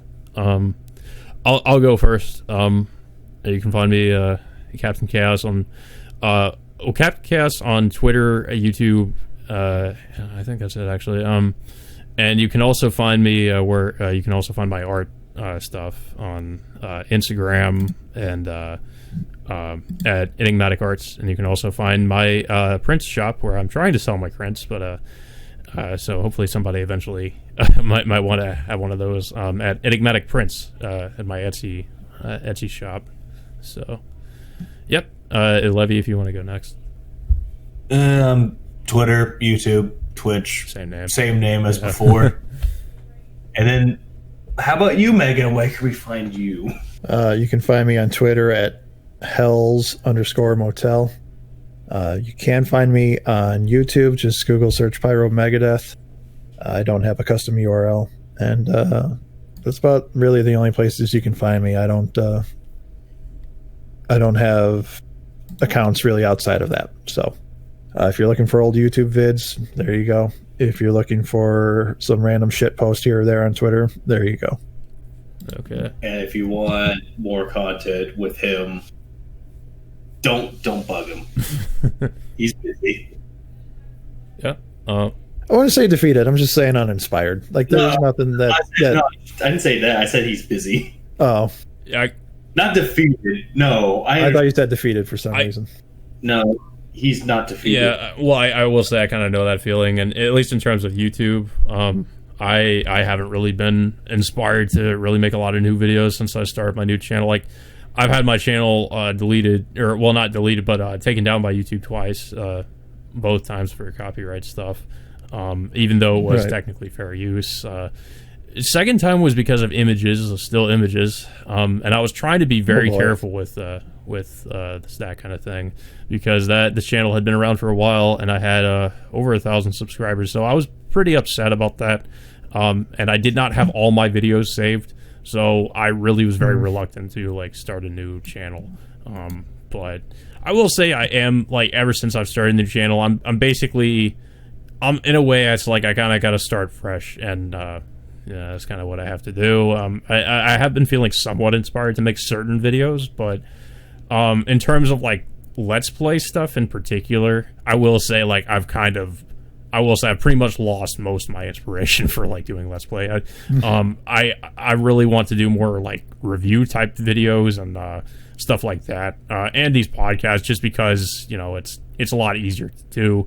Let's Play is just I felt whenever I did Let's Play, I felt I really had to I would always be afraid of like dead air and stuff. So it's like I really like kind of now I'm just like, you know, if I want to play a game, I'm just going to sit down and play it. Because I remember used to, I would be like, should I let's play this game or should I just play it? And now I'm just like, you know, if I want to play the game and maybe talk about it later, I'll do that. And that's kind of like how I see doing some of my videos now. Absolutely. And also just my passions have kind of moved over to my art related stuff. So that's where like a lot of my time has been focused on. And then of course this is the YouTube thing is sort of like secondary at this point. Yeah. It's the same with me. It's just I've been busy with mine, so I'm not defeated. I'm just procrastinating. Yeah. Well, yeah, so I hope you guys enjoy this podcast. It was a little bit of a different podcast because usually, of course, we have a topic, so we have things. We have a little bit more of a structure and everything, but I guess this one is more just, you know, just random things that we want to talk about. So, again, hope you guys enjoyed, and until next time, we will see you all later.